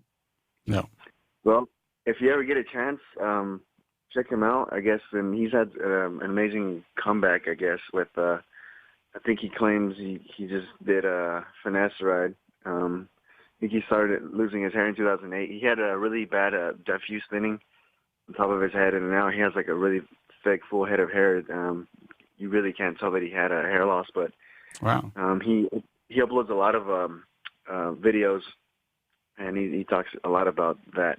Actually, one of his most recent videos, it's called "How Fast I Lost My Hair." It's pretty interesting, and he just always talks about his recovery, I guess you can say, and he's one of those success stories because he had some pretty bad diffuse thinning. Maybe somebody in the chat has heard of him. Well, we can definitely check. Oh shit, my camera just went off. Motherfucker, hold on. Put Joe on. Mm-hmm. Sorry, James. I was typing in the chat room. So you're talking about this guy on YouTube. What was he saying? What's he talking about? How fast? I think his username somebody Alex. Somebody. Okay, and what's he talking about? His recovery, like I guess hair regrowth after having diffuse thing, and I guess he's taken finasteride, and he's really improved and recovered significantly from his hair loss. And almost you can't even tell that he's had suffered from hair loss just based on his. Well, finasteride works really. Like if it's going to work, I've seen like the best results you'll see with finasteride are those that have diffused loss, because bald guys, their miniaturized hair is gone, or it's so the growth cycle is so compromised that you can't see the maximum length that the hair gets to before it goes back into its catagen and telogen phase. So, but with people that have diffused loss, whether it's very visible or just slightly, or easily hidden because of hairstyles, whatever, if they respond, the visual impact is better because the scalp is still covered with hair that's miniaturized, but not to the point where it's hard to see. So that cumulative effect with those tens of thousands of hairs that are being positively affected by the medication, it just compounds on top of itself and gives a bigger visual impact. Yeah. Like I actually get excited when I see someone telling me that they're considering finasteride, and I see that they've got like, I don't know, a Norwood 6 pattern, but plenty of hair inside the pattern because it's diffused. It's like, man, fingers crossed on this one, it's going to look great, and odds are it's going to kick in and make a difference. Wow. Bottom line is the shit works, man. It works. That's it. That's actually my situation in terms of the pattern that I have. Is the type of hair loss that I have is diffused with the Norwood 6 or 7 pattern, I guess you can say. But I've been on medication for a little while. I've been taking dutasteride along with finasteride. No side effects, by the way, for anybody who's wondering. I just wish I had started earlier. But with that said, with everything you've just finished saying, it really gives me a lot of hope, I guess, and in hopes that I can recover, because, yeah, I do have that pattern, but there is a lot of hair in between, within that pattern. And I just hope that eventually it starts to grow.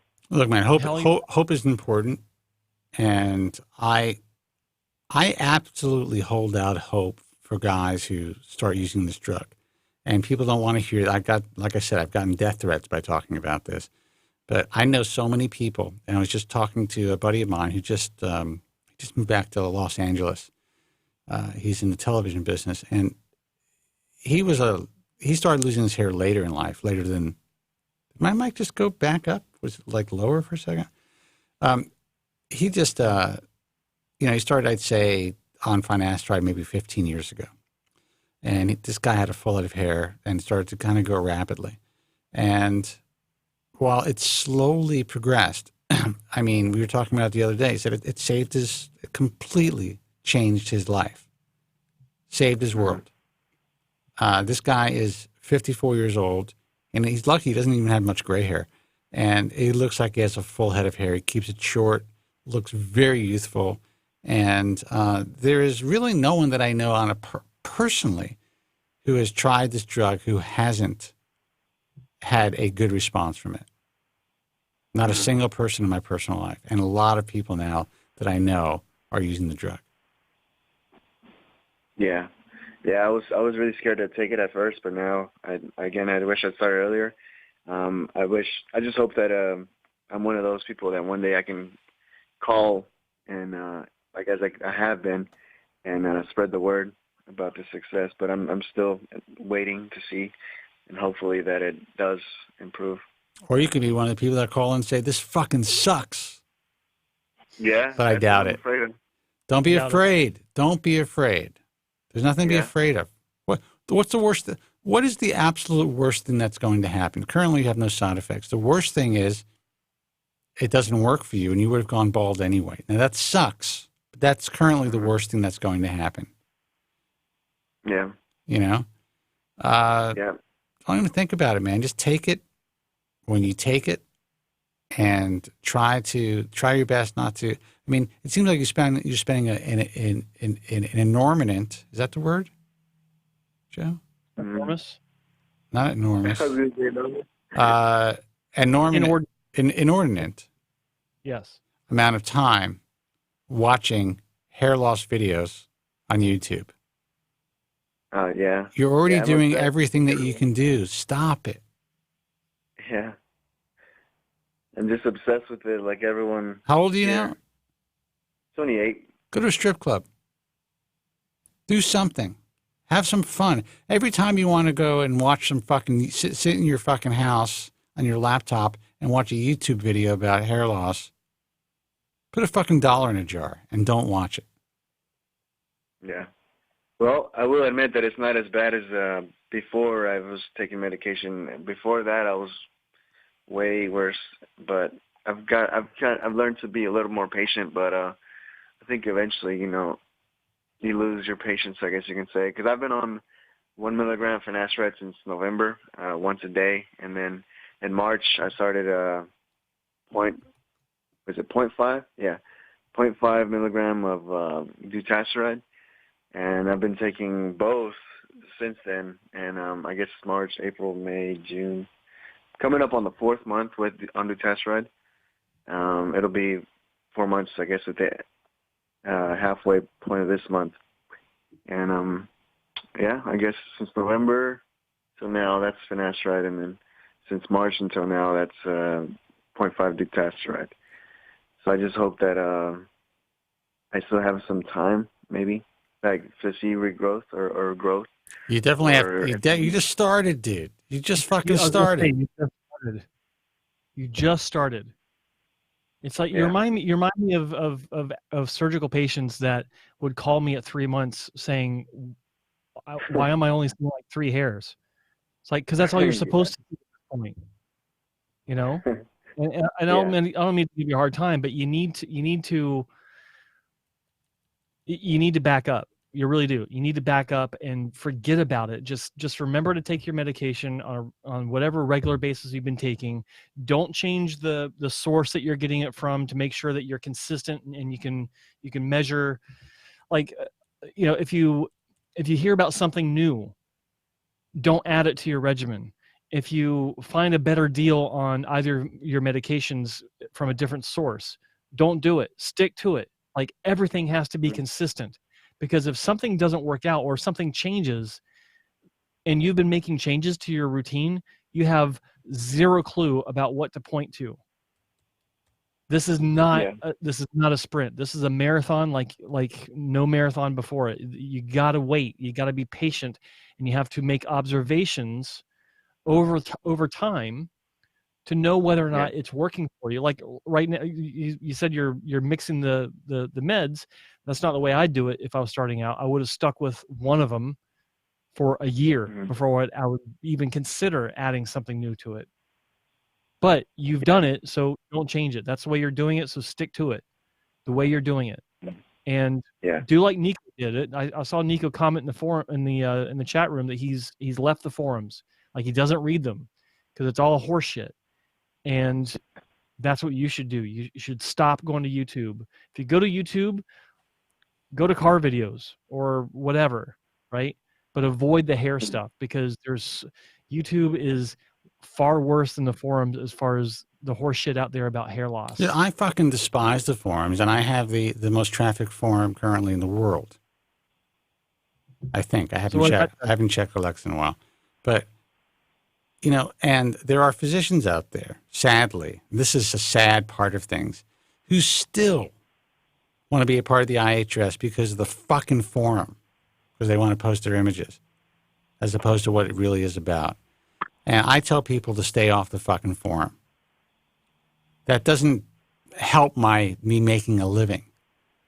But I think that, you want to use a forum, great. read it, and we're not just talking about you, because I guess you're not you're really taking a lot of time in the forums now, but I just tell people, man, they're all so fucking toxic, and we try to control the toxicity on our forum. The other forums, for the most part, except for a couple who, Joe may mention at the end of the show, they're fucking toxic as shit. They are terrible places to be. And the information that's being provided by on these forums, a lot of it, and this isn't just my opinion, this is fact based on information that I was made privy to years ago, is basically controlled by one or two people who either own or moderate the forums using fake users. That's the way that it works. And the fact that people don't understand that and make decisions to actually have surgery based on a message forum, or even based on sites like, review sites. I'm not even going to name them. These cosmetic surgery review sites. You guys have to be fucking idiots. Yeah. So, sorry to tell you that. No, I don't really get on the forums anymore. I used to in the very beginning, but I started taking medication. I would like to just tear my fucking forum down when I think about it. But I can't, because the physicians that I work with like to have access to it, and there are people out there that still make good use of it, and it has a certain amount of power to it, because at least it's a place that if a consumer goes to, they know it's going to be moderated. Their feelings aren't going to be hurt. They're not going to be harmed if they decide to post their own images and some asshole comes on and says, "Oh, your hairline sucks." That shit's not allowed on Bald Truth Talk. So I feel the only reason I have to keep it up, keep it running, is to kind of balance all the toxicity that exists in the forum world. And that's kind of sad. Listen, man, we're going to call it a day. Just got me really depressed. Dude, always a pleasure, James. All right? And good luck. Did you hang up on Hello? us? No. Can you hear me? Now I can. Now all right. Again, yeah. Okay, sorry. All right, man. You take care, all right? Yeah, you too. Also, I wasn't trying to be negative. It was just he's a guy of a perfect example of great success. So let's just make sure that we understand that his name is somebody Alex. He's got a great improvement from finasteride, and so he gives. Well, you know what? Hope. That is a positive. That's a positive statement. That's a positive part. One of the positive things that has been spoken about YouTube. So that's good. I appreciate that. Yeah. All right, man. You take care. Have a good weekend. Thank you very much. Okay. Bye-bye. Take care. Bye-bye. Give out the websites.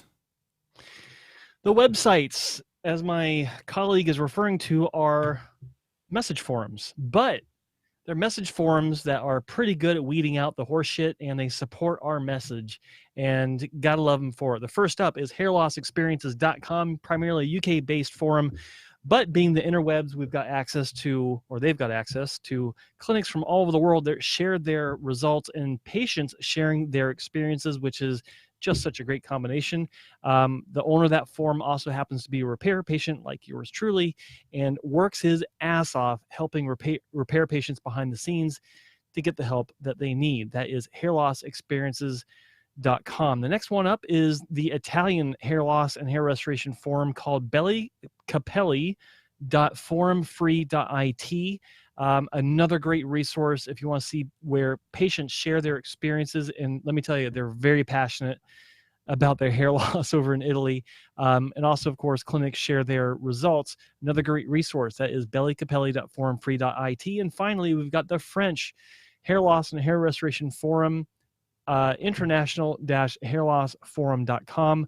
Another great place where clinics share results, patients share experiences. Check them out, international-hairlossforum.com. And how about doing the rest? That's up to you. Jesus Christ. Hey, I just had surgery, man. Come on. All right, thebaldtruth.com, archives of this broadcast. Check out thebaldtruth.com. Please sign up. Put your email address in there and subscribe to thebaldtruth.com. I promise you, I say this all the time, we're going to have new content up there. We are just about ready to roll with a lot of new stuff, so check it out. You will not be disappointed. IHRS.org for the International Alliance of Hair Restoration Surgeons. If you're considering surgery, remember surgery is always the last resort. It is a safe place to start your research. That's why it was founded. Contrary to popular belief in the hair transplant industry by those who cannot make the grade of IHRS accepted member, it was not developed to market physicians. There is no online consultation forms. We do not sell surgery, period. How's that, Joe? I loved it. I loved it. I hate the idea of third parties having control of patients' information before it gets to a doctor. That's the worst. It violates HIPAA laws, and it's amazing to me that these doctors do not fucking understand that. I can tell. Listen. You know what matters to these doctors? Guy could be a fucking murderer. It doesn't matter as long as they get a lead or two. They don't give a fuck. No. The American Hair Loss Association. That's AmericanHairLoss.org for anything and everything. Hair loss. The American Hair Loss Association is the most referenced hair loss resource in the world, bar none. Every day there is a mainstream media outlet or someone in the blogosphere or a company sending out a press release that cites or references the American Hair Loss Association. Why is that? Because we tell the truth. Period. End of subject. 100% completely voluntary organization. Everyone who works with the American Hair Loss Association does it on a voluntary basis. We pay no salaries. We accept no donations. That is a true nonprofit organization. Just because something claims to be a 501c3 or has federal tax exempt status does not mean that they do not earn money. You need to understand that. American Hair Loss Association does not accept anything. Period. And what else? BaldTrueTalk.com is our message forum. If you would like to check out the message forum, check it out. Just be careful. Anything that you read on a message forum can be suspect. You don't know where it's coming from. In most cases, it's anonymous. Unless it's from somebody who's willing to put themselves out there face forward, it's probably you probably want to take everything that you read on message forums with a grain of salt. That's baldtruthtalk.com. And Joe's website, hairtransplantmentor.com. Apparently he's too tired to mention it. But I'll mention it for him. That's anything Joe Tillman. Check it out, hairtransplantmentor.com. And also subscribe to Joe's YouTube channel, which is youtube.com/hairtransplantmentor. Ring the bell, subscribe. First subscribe, then ring the bell so you get notifications. And if you're watching the show right now through his website or through his channel, like the fucking show. Just do it. It's no skin off your back, man. Take a second and like the show. So absolute. Just like the fucking show. Yeah, just please. I mean, give us a fucking break. We're old men here doing this for you. Until next time, I'll speak for myself, sorry. Until next time, be strong, God bless, and thank you so much for listening. Have a good night. Thank you very much. I'm sorry for any inconvenience you may have been put to prior to the program, and I'm glad you enjoyed it. And if you could now leave by the exits at the rear, that'd be splendid. Thank you. Good night.